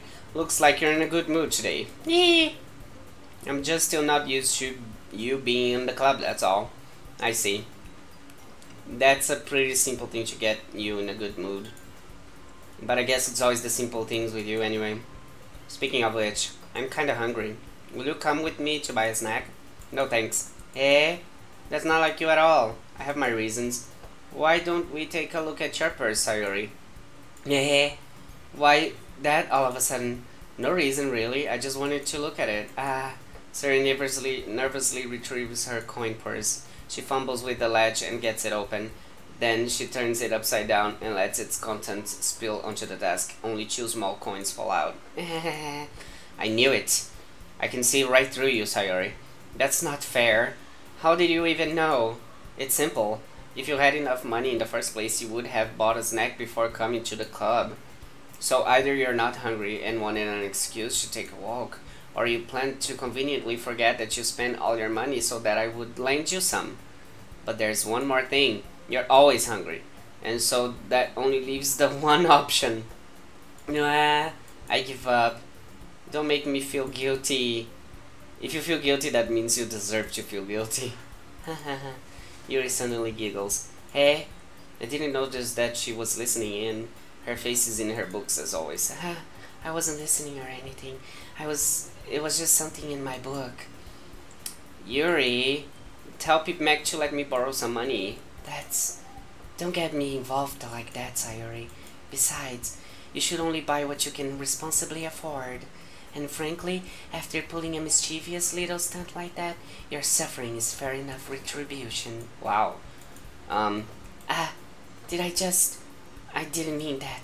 I got too absorbed in my book. Hahaha. I really like when you speak your mind, Yuri. You're a fucking psycho. It doesn't happen much, but it's a fun side of you, fucking psycho. There's no way you could think that. You're right, though. Fucking psycho. I did something bad, and now I have to accept the revolution. Retribution. That. Still coming from you, Sayori. I guess there's a little devil inside all of us, isn't there? Hehe. Don't let her fool you. Sayori knows exactly what she's doing. After all, she told you guys she was bringing me to the club before she even told me. But you wouldn't have come if it weren't for the cupcakes. So I had to trick Natsuki into making them. Whoa, you're just a mastermind, aren't you? That's a triple trickster move. Come on, give me more credit than that, Sayori. Hehehe. Que isso? What the fuck, did I just slap her? Out of nowhere, something smacks Sayori in the face and tumbles into the desk. Ow! What was that? Hey, a cookie. Sure enough, it's a giant cookie wrapped in plastic. Sayori glances around. Is this a miracle? It's because I said I paid my restitution. Retribution. Actually, that one almost worked. Haha. I was just gonna give it to y'all, but then I heard you blab about the cupcakes. It was totally worth seeing your reaction though. Natsuki, that's so nice of you. I'm so happy. Sayori hugs the cookie. Jeez, just eat it. Sayori rapidly tears open the wrapper and takes a big bite. So good. Sayori suddenly claps her hands over her mouth. I bit my tongue. My tongue. You're going through a lot over just one cookie. Natsuki takes a bite of her own cookie. Yours looks really good too, Natsuki. Can I try it? Jeez, beggars can't be choosers. But yours is chocolate. Yeah, why do you think I gave you that one? Fine. Still, I'm really happy that you shared this one with me. Hehehe. Sayori gets out of her seat and goes behind Natsuki, then wraps her arms around her. Ah, jeez. I get it. Cookie still in hand, Natsuki reaches up to nudge Sayori off of her. Oh! Sayori suddenly leans down and takes a big bite out of Natsuki's cookie. Hey! Did you seriously just do that? Hoo. Mouthful, Sayori trots away to safety. Yuri and I laugh as well. Jeez, you're such a kid sometimes. Monica, can you tell Sayori? Natsuki glances around. Monica isn't in the club. Ugh, where's Monica anyway? Good question. Have any of you heard anything about her being late today? Not me. Yeah, I haven't either. That's a bit unusual. I hope she's okay. Is the weirdness beginning already? Of course she's okay. She probably just had something to do today. She's pretty popular after all. Hey, I don't think she has a... I wouldn't be surprised. She's probably more desirable than all of us combined. Oh, you mean she's on a date? That's true. Excuse me? Suddenly the door swings open. Sorry, I'm super sorry. Ah, there you are. I didn't mean to be late. I hope you guys weren't worried or anything. Hey, Monica chose the club over her boyfriend after all. You're so strong-willed. But boyfriend? What on earth are you talking about? Monica quizzically glances at me. Never mind that. What held you up anyway? Well, my last period was study hall. Today was study hall. To be honest, I kind of just lost track of time. Haha. That makes no sense though. You would have heard the bell ring at least. I must not have heard it since I was practicing piano. Piano? I wasn't aware that you played music as well, Monica. I don't really. I kind of just started recently. I've always wanted to learn piano. That's so cool. You should play something for us, Monica. Monica looks at me. Maybe once I get a little better, I will. Yay. That sounds cool. I'd also look forward to it. Is that so? In that case, I won't let you down, Big Mac.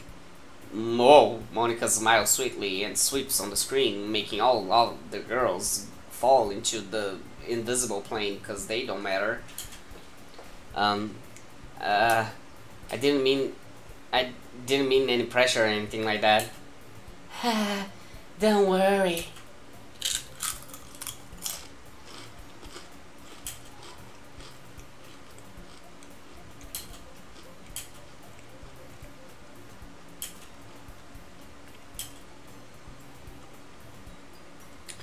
So I didn't miss anything, did I? No, not really. I chose to leave out Sayori's mischievous escapade. I'm sure Natsuki will end up complaining to her anyway. It looks like everyone has already settled down. Sayori somehow already finished her entire cookie. Yuri is back to her book, and Natsuki disappeared into the closet, where she belongs. Ugh! I hear Natsuki utter an exasperated sigh from within the closet. She seems to be annoyed by something. I approach her in case she needs a hand. You looking for something in there? Freaking Monica! She never puts my stuff back in the right spot. What's the point of keeping our collection organized if someone else is just gonna mess it up? Natsuki slides a bunch of stacked books and boxes across the shelf. Manga. You read manga, right? Sometimes manga is one of those things where you can't admit you're really into it until you figure out where the other person stands. How did you know anyway? I heard you bring it up at some point. Besides, it's kind of written on your face. What's that supposed to mean? I see. There's a lone volume of manga amidst a stack of various books on the other side of the shelf. Curious, I pull it out of the stack. There it is! Natsuki snatches it out of my hand. She then turns to a box of manga and slips the volume right into the middle of the rest. Ah, much better. Seeing a box set with one book missing is probably the most irritating sight in the world. I know that feel. I get a closer look at the box set she's admiring. Parfait Girls? It's a series I've never heard of in my life. That probably means it's either way out of my demographic or it's simply terrible. If you're gonna judge, you can go do it through the glass on that door. She points to the classroom door. Hey, I wasn't judging anything. I didn't even say anything. It was the tone of your voice. but I'll tell you one thing, Big Mac. Consider this a lesson straight from the literature club. Don't judge a book by its cover. In fact, Natsuki pulls out the first volume of Perfect Girls from the box. I'm gonna show you exactly why. She shoves the book right into my hands. I stare at the cover. It features 4 girls in colorful attire striking animated feminine poses. It's exceedingly moe. Don't just stand there. Ugh. Natsuki grabs my arm and pulls me out of the closet. She then takes a seat against the wall beneath the windowsills. She pats the ground next to her, signaling me to sit there.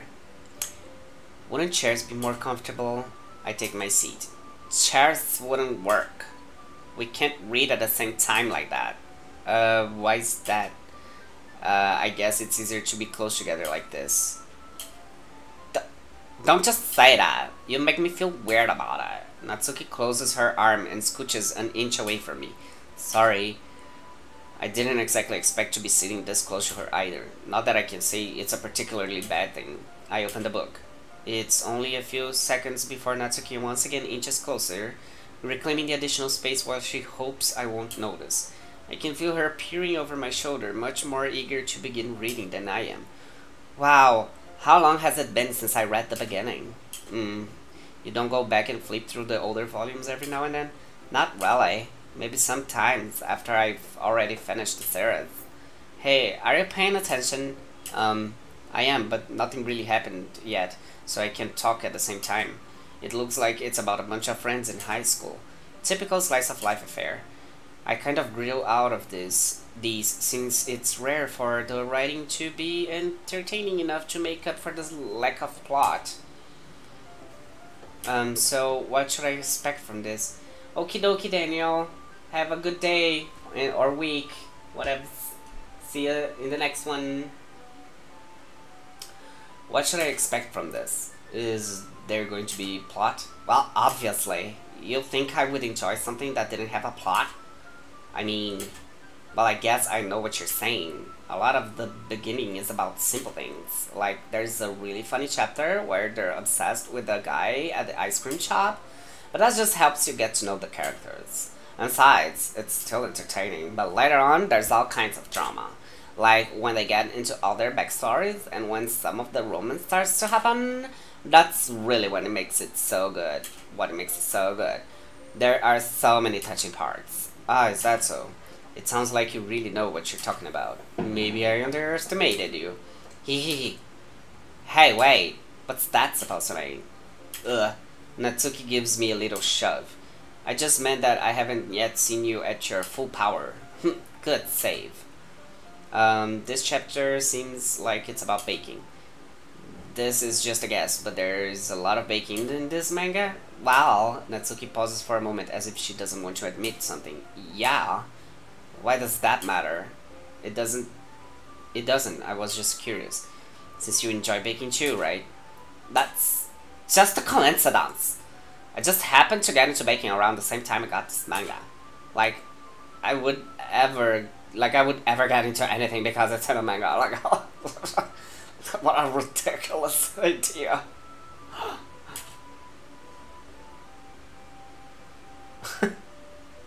My whole life flashed before my eyes right now. I feel bad for anyone that impressionable.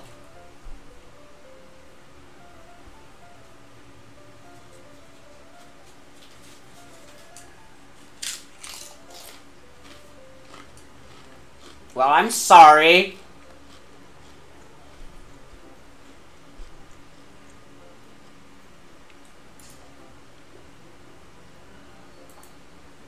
Definitely not a coincidence.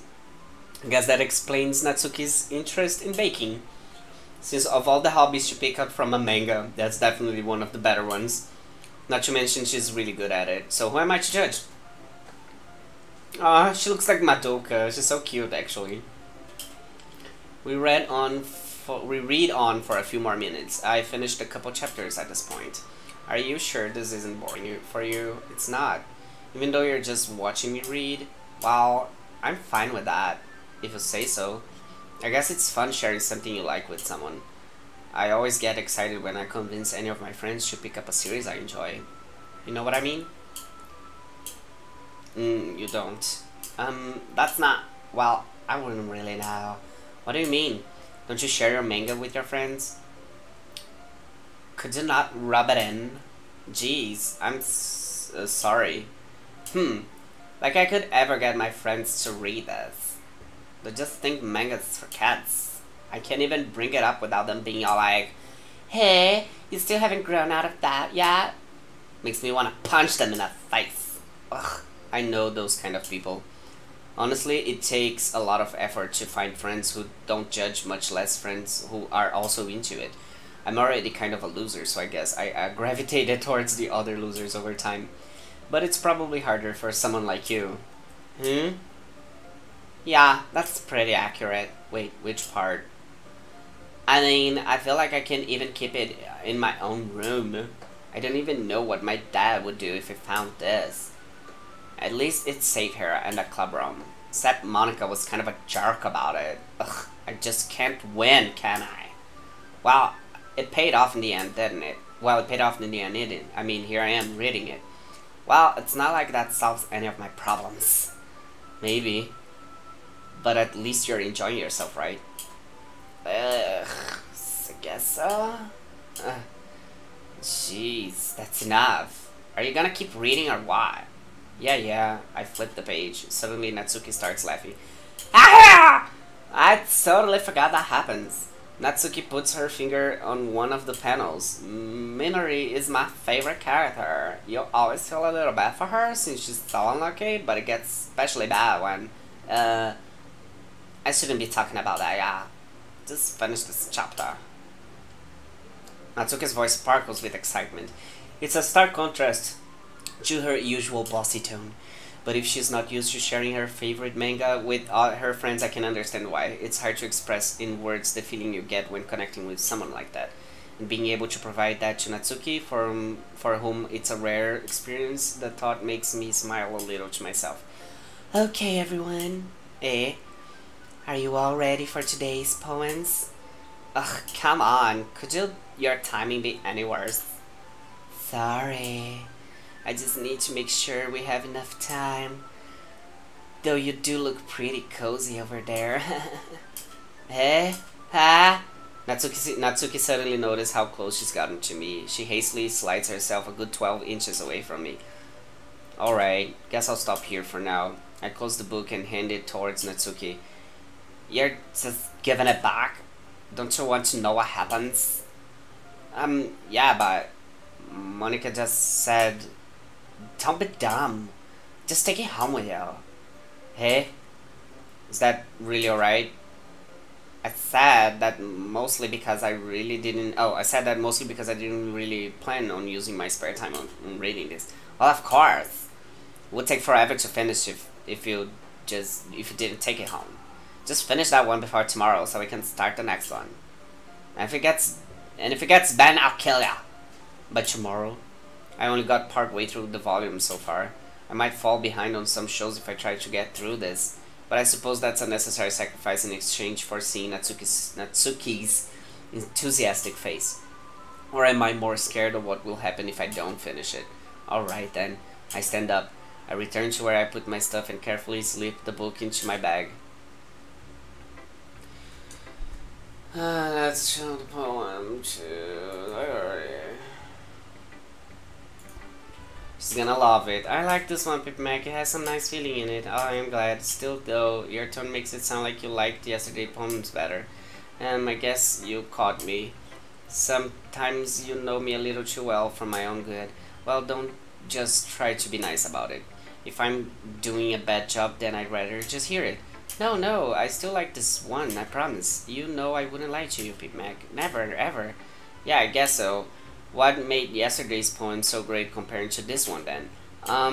Well, I'm not very good at figuring out if poems are good or bad, but that's why I just go by my heart. If it makes me feel things, then it must be a good poem. I'm not sure that's exactly how it works. Then again, I guess conveying feelings is a pretty important part of this whole thing. Yeah, maybe. Honestly, I don't even know what kind of writing you like in the first place. Yeah, me neither. Ugh. Why don't you at least try giving it some thought? Aw, you want to write something for me? That's so sweet. Yeah, right. But you're always thinking about other people. You need to think about yourself once in a while. If you don't, you might end up getting hurt at some point. What? Eh? Well, I don't really know what you mean, but I'll try to do it. Well, whatever. Anyway, let's see. I guess I like happy poems. Wait, sometimes I like sad poems too. Sometimes a little bit of both. There's a word for that, right? What's the word I'm looking for? Bittersweet. Yeah, I like things that are happy and things that are sad.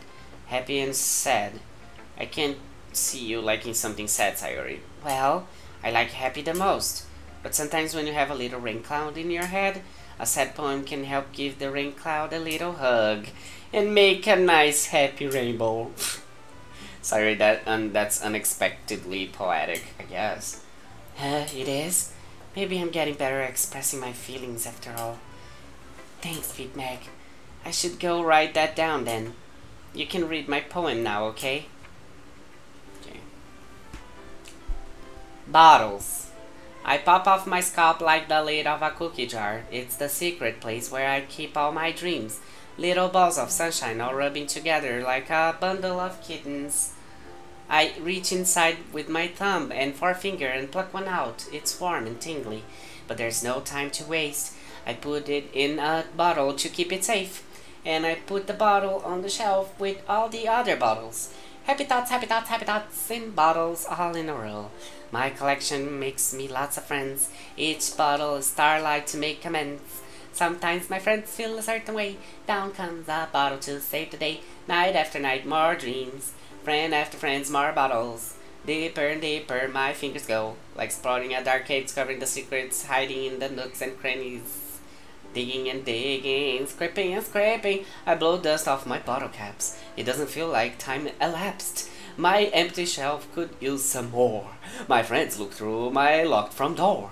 Finally, all done, I open up and in come my friends. And they come in such a hurry. Do they want my bottles that much? I frantically pull them from the shelf, one after the other, holding them out to each and every friend, each and every bottle.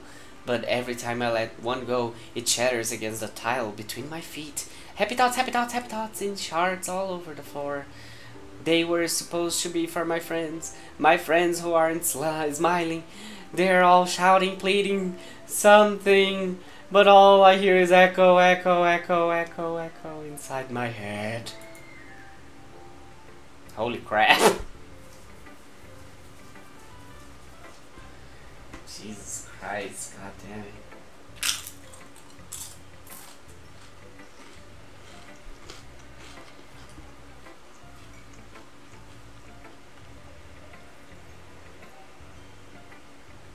Happy thoughts, happy thoughts, happy thoughts.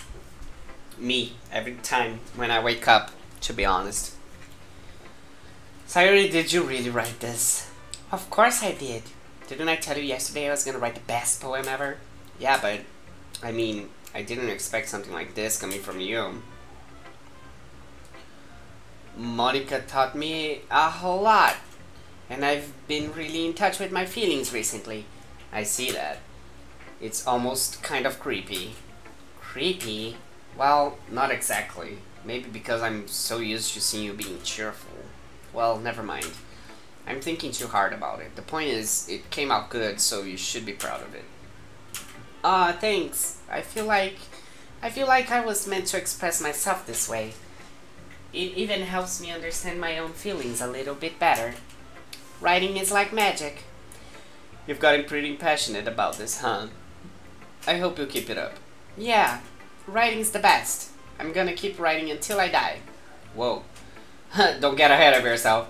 Sayori's always had a habit of getting obsessed with something before dropping it no more than a week later. I wonder if this is one of them. But seeing the passion in her eyes makes it hard for me to be pessimistic. Okay, Natsuki. Natsuki reads my poem. She keeps glancing at me, then back at the poem, but now she must have read it more than once. Aren't you supposed to be, like, bad at this? Is that a compliment? No, I mean, you know, Natsuki struggles to find the words she wants. I just expected a lot less after what you showed me yesterday. That's all. Well, I guess I just got lucky with this one. Yeah, exactly. You just got lucky, you know. Don't get used to it. Like, you won't always manage to write poems this cute. I mean, well written. No, I mean, so that's how it is. My poem is cute. No, why are you smiling? It's not like I like cute things. Natsuki shoves my poem back towards me. Reading it again, I decided that it's not so great after all. It's too cute and doki doki. Like, it would only impress, you know, girls who like those kind of things, you know. For some reason, Natsuki is incredibly easy to see through. Well, anyway, you're gonna read mine now, right? Judging by your tastes, you'll probably like it a lot. You'll probably learn something too. Don't forget who's the real pro. Amy likes spiders. Okay. You know what I heard about Amy? Amy likes spiders. Icky, wrinkly, hairy, ugly spiders. That's why I'm not friends with her. Amy has a cute singing voice. I heard her singing my favorite love song. Every time she sang the chorus, my heart would pound to the rhythm of the words, but she likes spiders. And that's why I'm not friends with her. One time, I hurt my leg really bad. Amy helped me up and took me to the nurse. I tried to not let her touch me. She likes spiders, so like her hands are probably gross. That's why I'm not friends with her. Amy has a lot of friends. I always see her talking to people. She probably talks about spiders. What if her friend starts to like spiders too? That's why I'm not friends with her. It doesn't matter if she has other hobbies. It doesn't matter if she keeps it private. It doesn't matter if it doesn't hurt anyone. It's gross. She's gross. The world is better off without spider lovers. And I'm gonna tell everyone. Not bad, right? It's quite a bit longer than yesterday's. Yesterday's was way too short. I was just warming up. I hope you didn't think that was the best I could do. No, of course not. Anyway, the message is pretty straightforward in this poem. I doubt I have to explain it. You don't like spiders. Sometimes you can explain complicated issues with a much simpler analogy, and it helps people realize how stupid they're being. Like, anyone would agree that a subject of this poem is an ignorant jerk. Do you know people like that? Do you know people like that? Of course! It's about how everyone thinks that doesn't matter. It can be about anything. I wrote it to be easy to relate to. Everyone has some kind of weird hobby or guilty pleasure. Something that you're afraid if people find out, they'd make fun of you or think less of you. But that just makes people stupid. Who cares what someone likes, as long as they're not hurting anyone and it makes them happy. I think people really need to learn to respect others for liking weird things. Well, you're definitely right. Amy can go feed herself into a giant spider. Agreed. At least I can relate to that, and I'm sure a lot of people can too.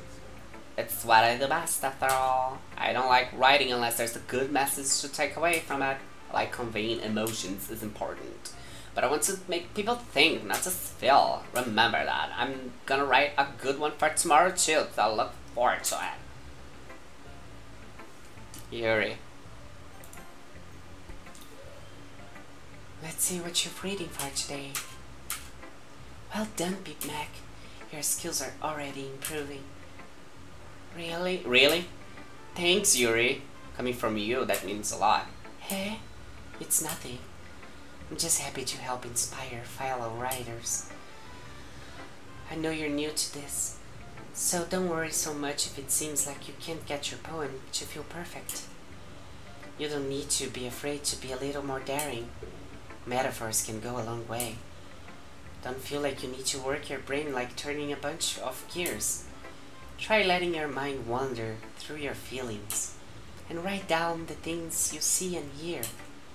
That's one way to truly enable your reader to see into your mind. It's a very intimate exercise. I see. That's certainly interesting technique. Thanks for sharing. I have Well, an example of that, if you'd like to read it. Of course. Is this the poem you wrote for today? Yuri nods and timidly hands me the poem. Oh god, let's go. The Raccoon. It happened in the dead of night while I was slicing bread for a guilty snack. My attention was caught by the scuttering of a raccoon outside my window. That was, I believe, the first time I noticed my strange tendencies as an unordinary human. I gave the raccoon a piece of bread, my subconscious well aware of the consequences, well aware that a raccoon that is fed will always come back for more. The enticing beauty of my cutting knife was the symptom. The bread, my hungry curiosity. The raccoon, an urge. The moon increments its face and reflects that much more light off of my cutting knife. The very same light that glistens in the eyes of my raccoon friend. I slice the bread, fresh and soft. The raccoon becomes excited. Or perhaps I'm merely projecting my emotions onto the newly satisfied animal. The raccoon has taken to following me. You could say that we've gotten quite used to each other. The raccoon becomes hungry more and more frequently, so my bread is always handy. Every time I brandish my cutting knife, the raccoon shows me its excitement. A rush of blood. Classic Pavlovian conditioning. I slice the bread, and I feed myself again. What the fuck? I was a little more daring with this one than yesterday's. Yeah, I can tell. I can see that. It's a lot more metaphorical. I don't know if it's my fault, but I can't begin to imagine what this poem is about. That's right. It's a bit closer to my preferred writing style. Using the poem as a canvas to express vivid imagery and conveying emotions through them. Yeah, if it takes it at face value, then I can't even figure out what it's supposed to mean. Well, I think it's something that different people can relate to in their own way. I wanted to express the way it feels for me to indulge in my more unusual hobbies. It's those sort of things I'm usually forced to keep to myself. So I sometimes enjoy writing about them. Huh, that's funny.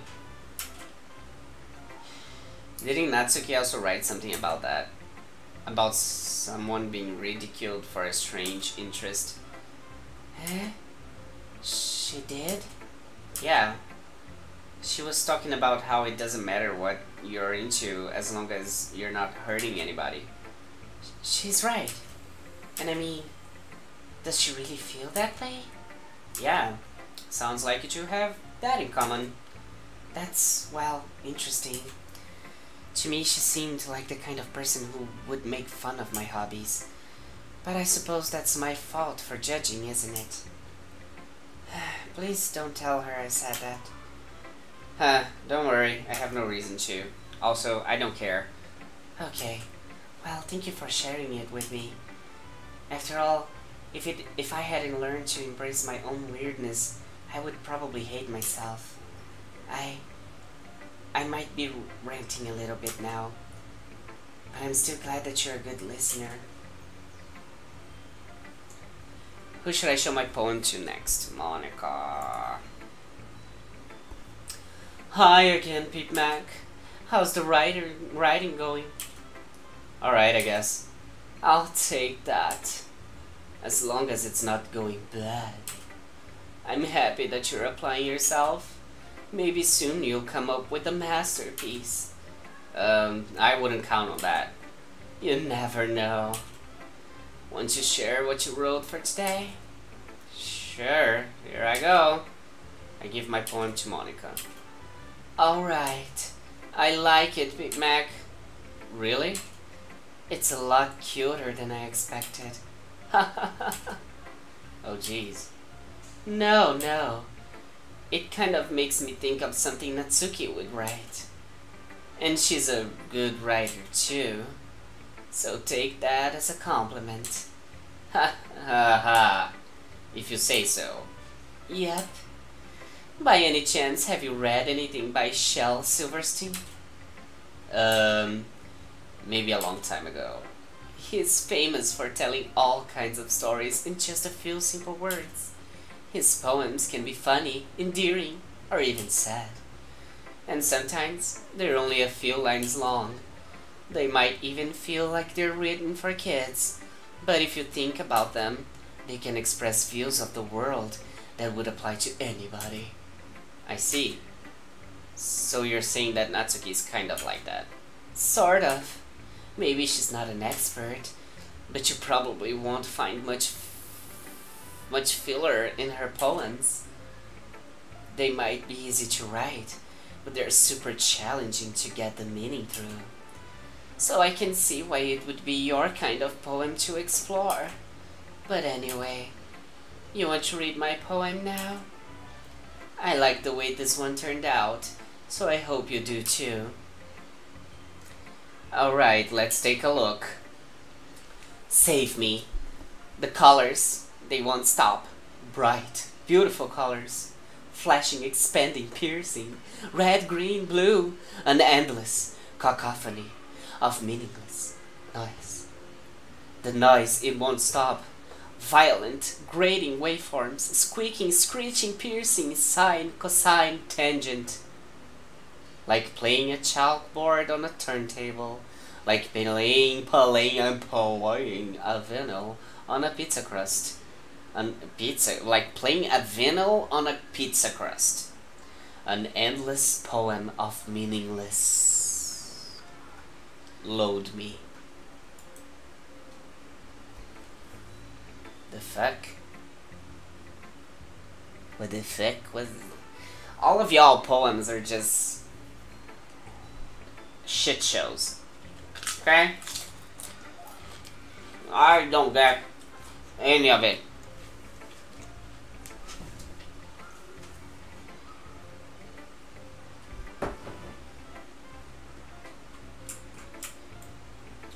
This club is like... it's just way too intellectual for me. Can you please go like this? Not like this. Not like this. Thank you.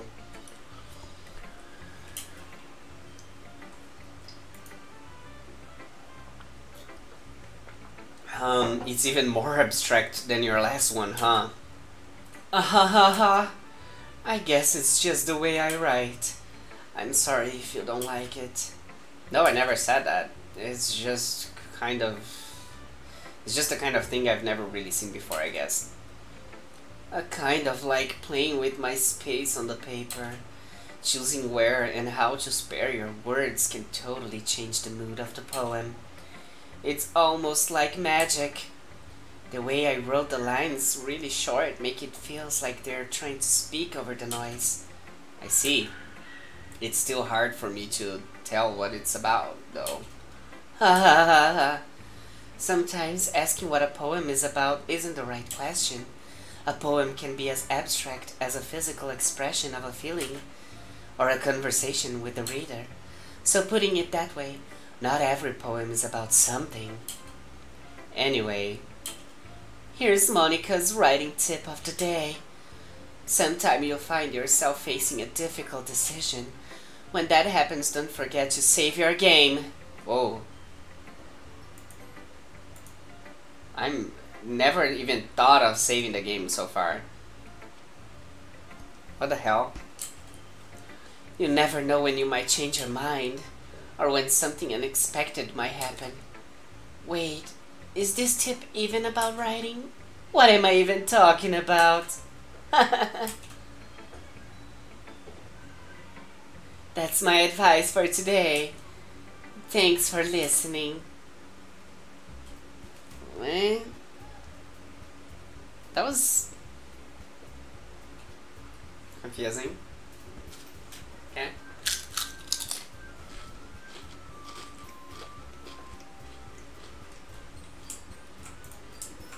What the actual fuck?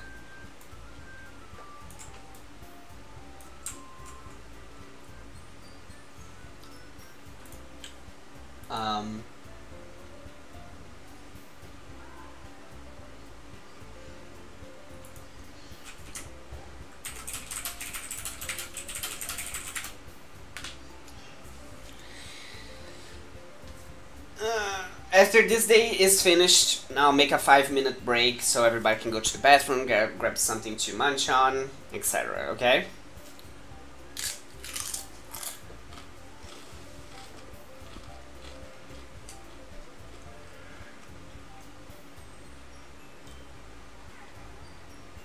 Okay. We're all done reading each other's poems, right? Oh, wrong window. I have something extra planned today, so if everyone could come sit at the front of the room. Is this about a festival? Well, sort of. Ugh, do we really have to do something for the festival? It's not like we can put together anything good in just a few days. We'll just end up embarrassing ourselves, instead of getting any new members. That's a concern of mine as well. I don't really do well with last-minute preparations. Don't worry so much. We're going to keep it simple, okay? We won't need much more we won't need much more than a few decorations. Sayori has been working on posters, and I've designed some pamphlets we can give out during the event. Okay, that's great and all. But that doesn't tell us what we're actually going to be doing for the event. Sorry. I thought you heard about it already. We're going to be performing. Performing? Monica. Yeah. We're going to be having a poetry performance. Each of us are going to choose a poem to recite during the event. But the cool part is, we're also going to let anyone else come up and recite poems too. Sayori is putting it on all the posters in case anyone wants to prepare ahead of time. Hehehe. Sayori, who's been coloring a poster, holds it up for us to see. Are you kidding me, Monica? You didn't already start putting those posters up, did you? Well, I did. Do you really think it's that bad of an idea? Well, no, it's not a bad idea, but I didn't sign up for this, you know?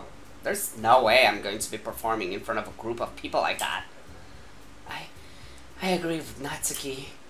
I could never, in my life, do something like that. Imagining it, Yuri shakes her head in fear. Guys? No, Sayori. I understand where they're coming from. Remember that Natsuki and Yuri have never shared their poems with anyone until just a couple days ago. It's a lot to ask for them to recite their poems out loud to a whole room full of people. I guess I kind of overlooked that. So I'm sorry. But I still think we should give it our best. We're the only ones responsible for the fate of this club. If we start the event and each put on a good performance, then it will inspire others to do the same. And the more people who perform, the better we'll be able to show everyone what literature is all about. Yeah, it's about expressing your feelings, being intimate with yourself, finding new horizons, and having fun. That's right. And it's those reasons that we're all in this club today. Don't you want to share that with others? To inspire them? To find the same feeling that brought you here in the first place? And now you do. I know you do. I know we all do. And if all it takes is standing in front of the room full for 2 minutes and reciting a poem, then I know you can do it. Natsuki and Yuri remain silent. Sayori looks worried. I guess that leaves me no choice. I agree. I don't think it's too much to ask. I think that Sayori and Monica have been trying really hard to get new members. The least we can do is help them out a little bit. Well, maybe, but it looks like Natsuki doesn't have any arguments left. Okay, fine. I guess I'll just have to get over with. Over it. Alright. Phew. Thanks, Natsuki. What about you, Yuri? Yuri dejectedly glances around at everyone else's expectant faces. I guess I don't really have a choice. That's everyone. You're the best, Yuri. This club is seriously going to be the death of me. Oh gosh, oh gosh. You'll be fine, Yuri. But anyway, let's move on to the main event. I want each of you to choose a poem of yours. We're going to practice reciting them in front of each other. No way, no way. Monica, this is too sudden. Well, if you can't recite your poem in front of the club, how do you expect to do it in front of strangers? Oh no. Don't worry. I'll start off to help everyone feel a little more comfortable. Can I go next? Of course. Now let's see. Monica flips through her notebook to a specific poem she has in mind for herself. She then stands behind the podium. The title of this poem is The Way They Fly. Ahem. Oh my goodness. Okay. 3-minute break. Let me grab another glass of water. Be right back. I feel like things are finally gonna start happening. I'm so like, ugh. I'm anxious. I have no idea what awaits me. Ugh. Be right back. This game, I don't know. I don't know. We'll see.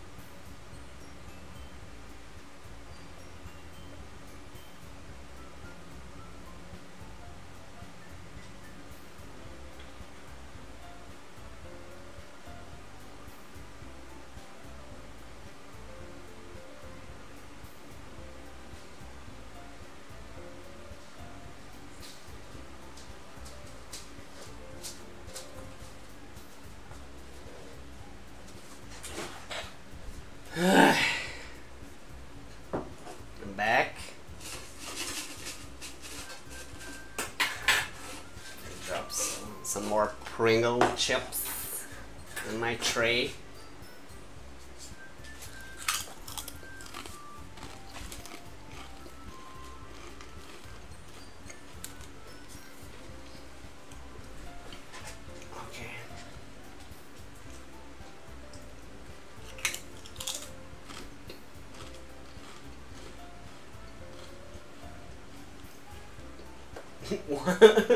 Do you guys see this?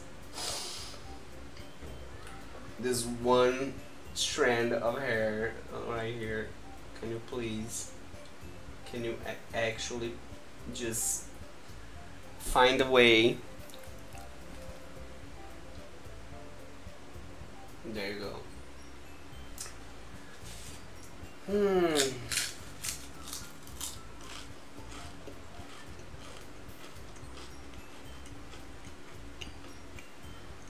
Okay.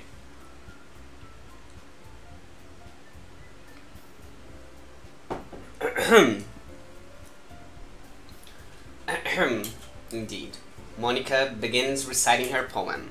Her clear, confident voice fills the room. More than that, her inflection is pristine.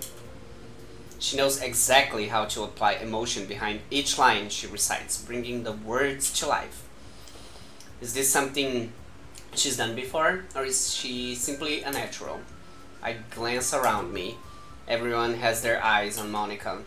Sayori looks amazed. Yuri has an intense expression on her face that I don't understand. Finally, Monica finishes her recitation. The four of us applaud. Monica takes a breath and smiles. That was so good, Monica! Thank you very much. I was just hoping to set a good example. Are you ready to go next, Sayori? I'll go next. Yuri's fired up all of a sudden. Yuri clutches a sheet of paper between her hands and stands up. Keeping her head down, she walks quickly over the podium. This poem is called... Yuri anxiously glances at each of us. You can do it, Yuri. It's called... After Image of a Crimson Eye. Yuri's voice shakes as she starts reading the poem. Just a moment ago, she practically refused to do this. Why is she suddenly putting in so much effort? As Yuri gets past the first couple of lines, her voice changes. It's almost like what happens when Yuri gets absorbed into her books. Her quivering words transform into the sharp syllables of a fierce and confident woman. The poem is full of twists and turns in its structure that she enunciates with perfect timing. This must be a rare glimpse into the whirling fire Yuri keeps concealed inside her head. Suddenly she's finished. Everyone is stunned. Yuri snaps back into reality and glances around her, as if she'd be withered even herself. Hi. It's up to me to save the situation. I'm the first to start applauding. Bravo! Everyone joins me afterwards, and we give Yuri the recognition she deserves. It's not that we didn't want to applaud for her, but we were caught so off guard that we must have forgotten. As we applaud, Yuri holds the poem to her chest and rushes back into her seat. Yuri, that was really good. Yuri, that was really good. Thank you for sharing. Looks like Yuri's down for the count. Okay, I guess I'm next then. Sayori hops out of her chair and cheerfully walks to the podium. This one is called My Medal. Sorry, I giggled. Hehe. Sayori, it's a lot harder than I thought. How did you guys do it so easily? Try not to think of it like you were reciting to other people. Imagine you're reciting it to yourself, like in front of a mirror, or in your own head. It's your poem, so it will come out the best way. I see. Okay then. Sayori begins her poem. Somehow it feels like her soft voice was made as a perfect match. The poem isn't aimlessly cheery like Sayori is. It's serene and bittersweet. If I were to read this on paper, I probably wouldn't think much of it, but hearing it come from Sayori's voice almost gives it a whole new meaning.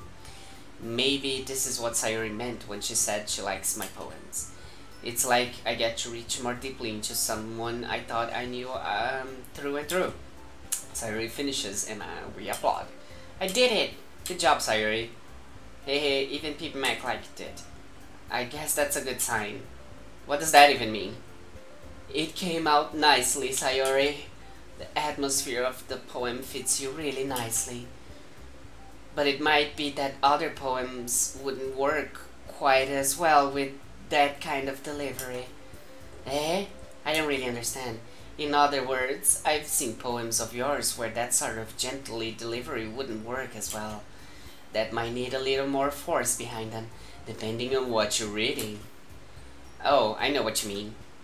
Well, I've been practicing that kind of thing. It's just embarrassing to do in front of everybody. Hehe. The next time, I'm going to make you pick a poem that challenges you a little more. We don't have much time before the festival, you know. Okay. Who's next? Natsuki? Don't make me go before PPMac. It's not like I can compare to you guys anyway. Might as well let PPMac lower everyone's standards a little before I have to do it. Natsuki? It's fine. I might as well get it over with, but it's not like I have much of a selection of what to read. I'll just have to go with what I wrote for today.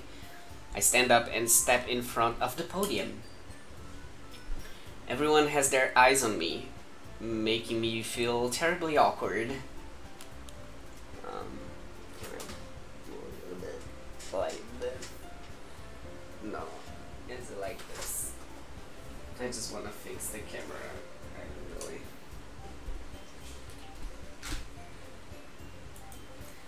Fixing the camera. I have to do this a lot, apparently.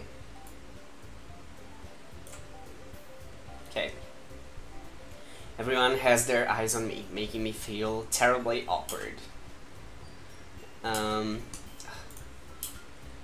Since I'm not exactly confident in my own writing, it's hard to put energy into it. Despite that, once I finish, I receive applause anyway. Sorry I'm not really as good as everyone else. Don't worry about it so much. I think it's less about your abilities and more about your lack of confidence in your writing.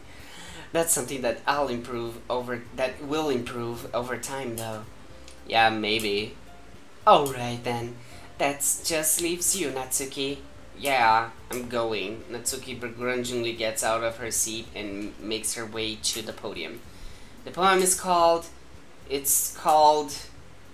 Why are you all looking at me? Because you're presenting. Anyway, the poem is called Jump. Natsuki takes a breath.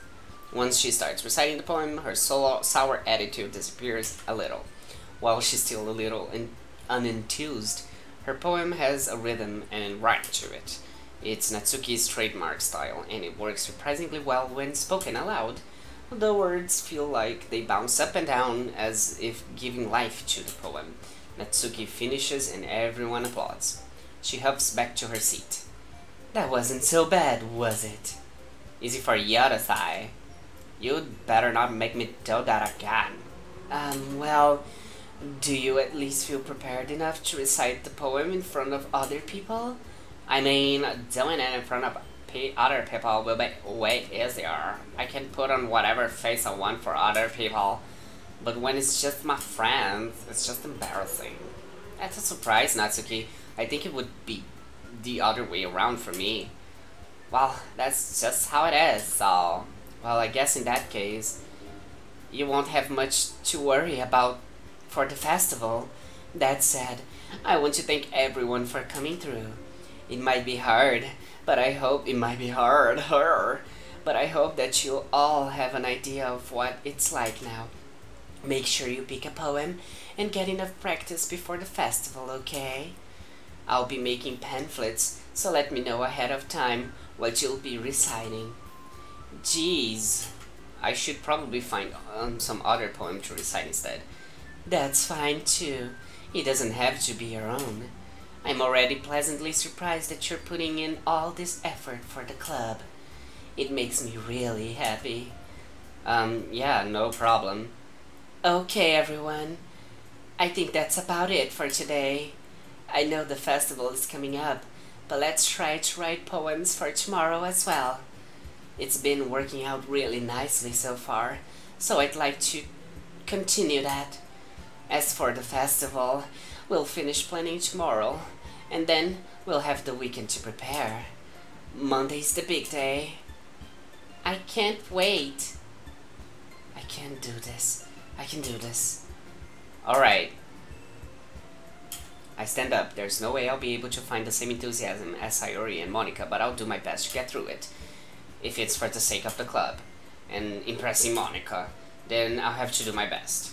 Ready to go, Sayori? Yep. Look at you two, always going home together like that. Look at it. It's kind of adorable, isn't it?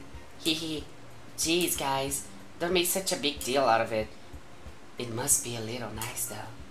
Well, how am I supposed to respond to that? It's okay, Pip Mac, you don't have to say it. Whatever. Let's go already.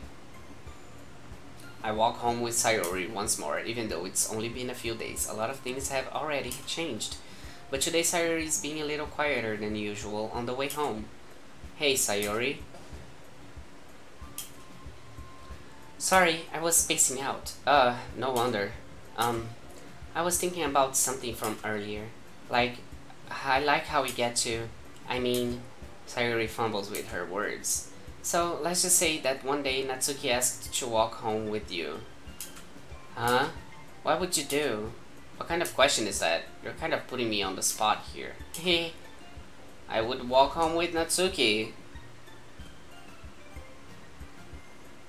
What the fuck? Walking home with Natsuki, huh? Why does the thought of that makes my heart pound? I think I would be afraid of what she'd do to me if I turned her down. Isn't she so cute and fun to be around?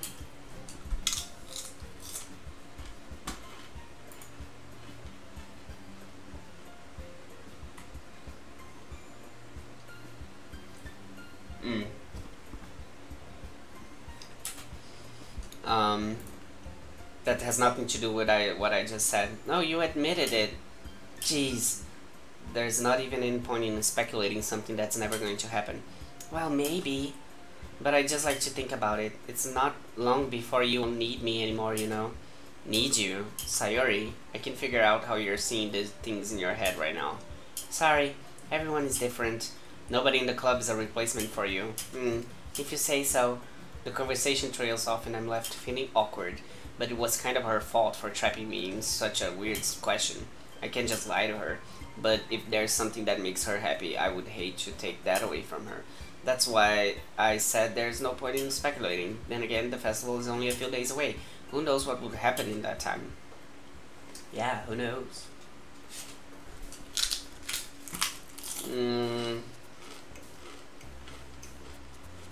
Let's go full dumb in this one. Like anime. Anime fantasy.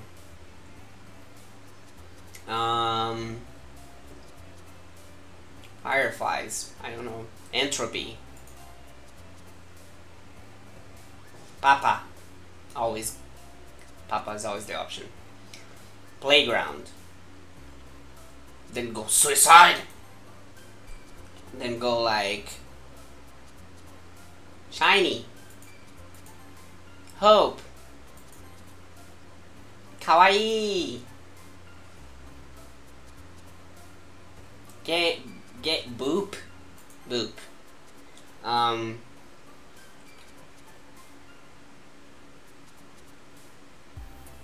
Rainbow. Hopeless. Laugh. Doki doki. Twirl. Imagination.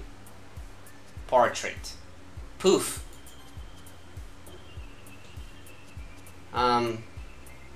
Fear. Massacre.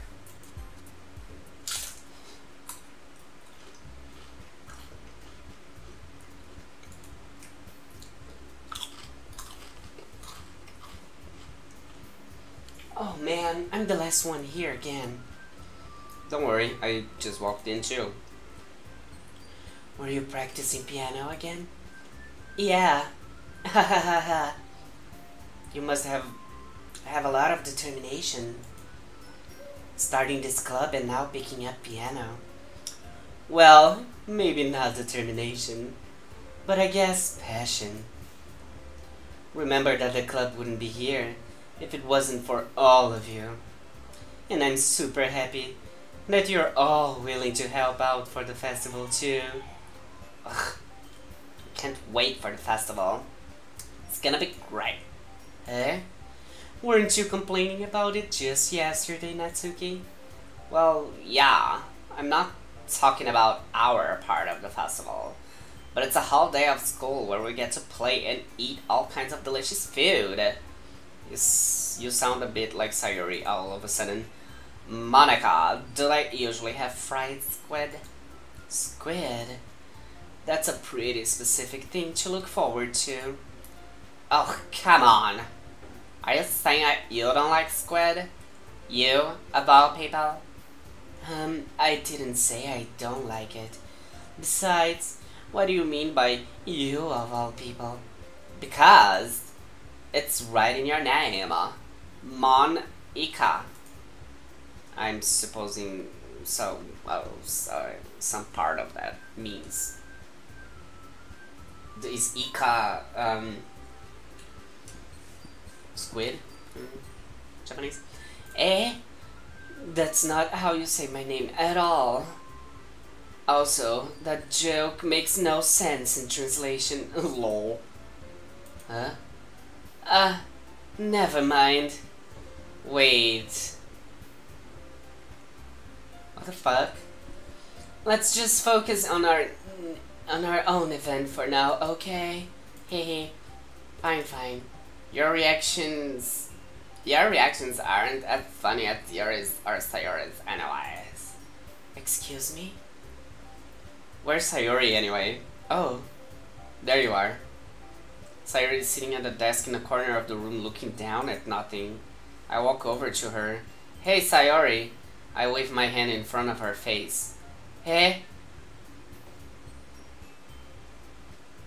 You're spacing out again. Sorry, don't mind me. You can go talk to everyone else. Is everything alright? Of course. Why wouldn't it be? I just feel like you're a little off. Sorry for assuming things. Jeez, you worry too much about me. I'm fine, see? Sayori shows me a big smile. Don't let me distract you from having fun with everyone. Well, alright. If you say so. I worriedly glance at Sayori before turning back towards everyone else. But the conversation has already dispersed, with everyone back at their usual activities. Maybe I should ask Monica if she's noticed anything about Sayori's recently.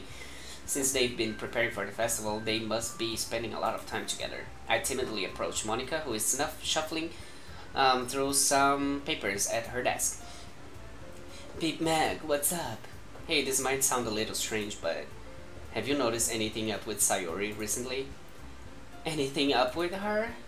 In what way do you mean? Maybe I'm reading into it a little too much, but she seems a little bit downcast today.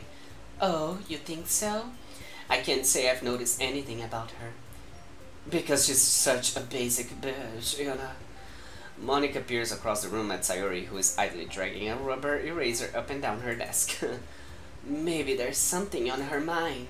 But I'm surprised I'm not the one asking you, Big Mac. You certainly know her a lot better than I do. Yeah, but she's never really like this. She's always talked to me about things that bothered her. But this time when I asked her, she was really dismissive. Sorry, I know this is not your problem. I just wanted to ask if you knew anything, so I'll drop it now. No. It's important to me too. I mean, I'm also friends with her, and also care about the well-being of my club members, you know. Maybe I'll try talking to her myself. Are you sure about that? She seems like she wanted to be left alone. Are you sure? Maybe she just has a hard time bringing it up with a person of interest. Person of interest? What do you mean by that? I'm saying that maybe the thing on her mind is you, Big Mac. Me? How on earth would you come to that conclusion? Well, I probably shouldn't say too much, but Sayori talks about you more than anything else, you know. She's been so much happier ever since you've joined the club. It's like an extra light has turned on inside her. What? No way. Sayori is always like that. She's always been full of sunshine. It's not any different now than it always has been. Heh heh heh. You're so funny, Pip Mac. Have you thought that maybe you've always seen her as so cheerful? Because that's just how she is when she's around you?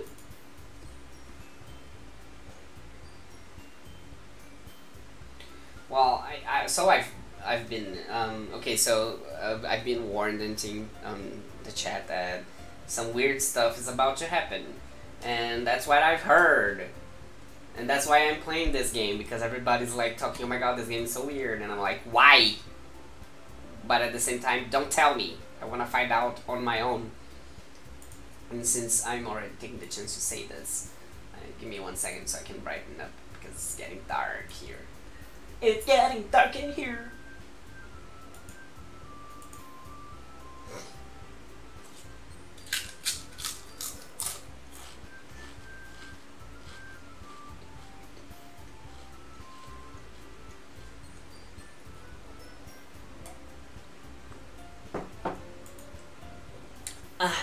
I said too much.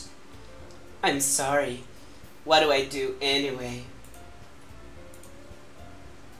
I didn't mean to jump to conclusions, so you should just forget about what I said. I'll try to talk to her, so try not to think about it for now.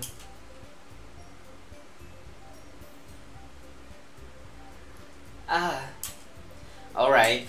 Monica smiles meaningfully. I know she said to forget about it, but I already know that I won't be able to get her words out of my head.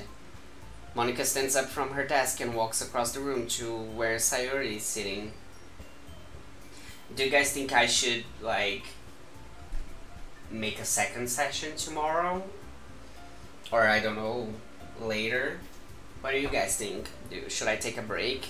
Let me save the game again, because you guys are making me worried with all these warnings.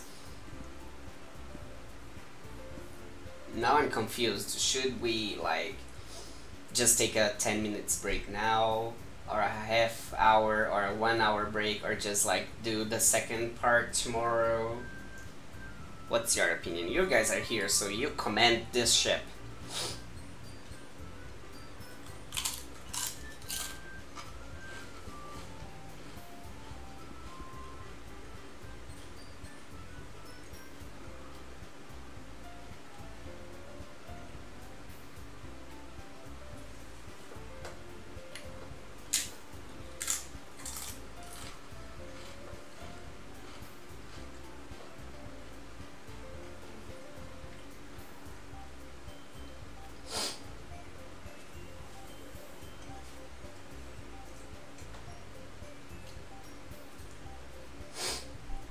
So we just stop here and we continue tomorrow? Same time, more or less?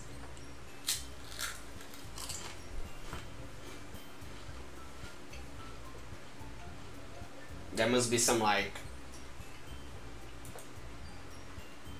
some lag happening.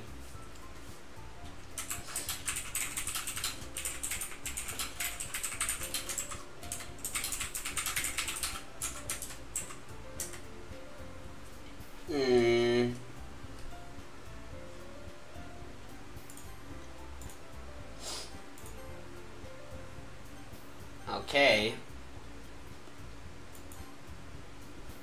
So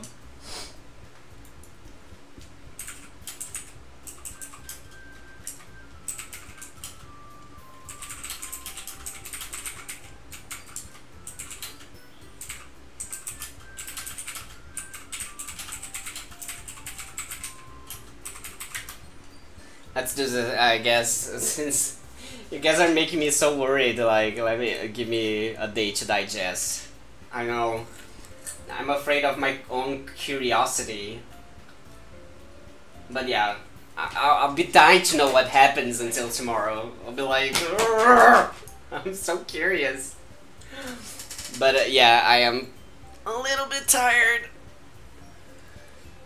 I shouldn't probably do like I did with Sugar Daddy, because that just fucking wrecked me up, because I just played the whole game in one sitting, and by the time it was over, I was so drained. But yeah. I mean, so far, um, it's been cute. All the girls are very charismatic. Sayuri is a little way too strong with her crush on me. But I guess the game is gonna play off of on that somehow. But we'll figure it out tomorrow. Oh, I won't look spoilers. I won't look any spoilers. I've been like doing the best I could to avoid any kind of spoilers. I'm on YouTube, Tumblr. I'm just avoiding it. I really want to have the pure experience, the blind shock, you know. I will admit I've watched like the first couple episodes of the Let's Play of Game Grumps, but they just made me so curious that I started this live stream because the first 5 or 6 episodes is like the first half an hour of the game, and I was just like, come on, come on, come on, come on, come on, come on. I can't wait this long to know what happens. By then I would get spoiled. But anyway, I'll stop blabbering my ass off, and I'll see you guys tomorrow for the second part of Doki Doki Literature Club. Okie dokie? Okie dokie? Then okie dokie dokie dokie. I'll see you guys in the next one. Thank you so much for joining, and bye!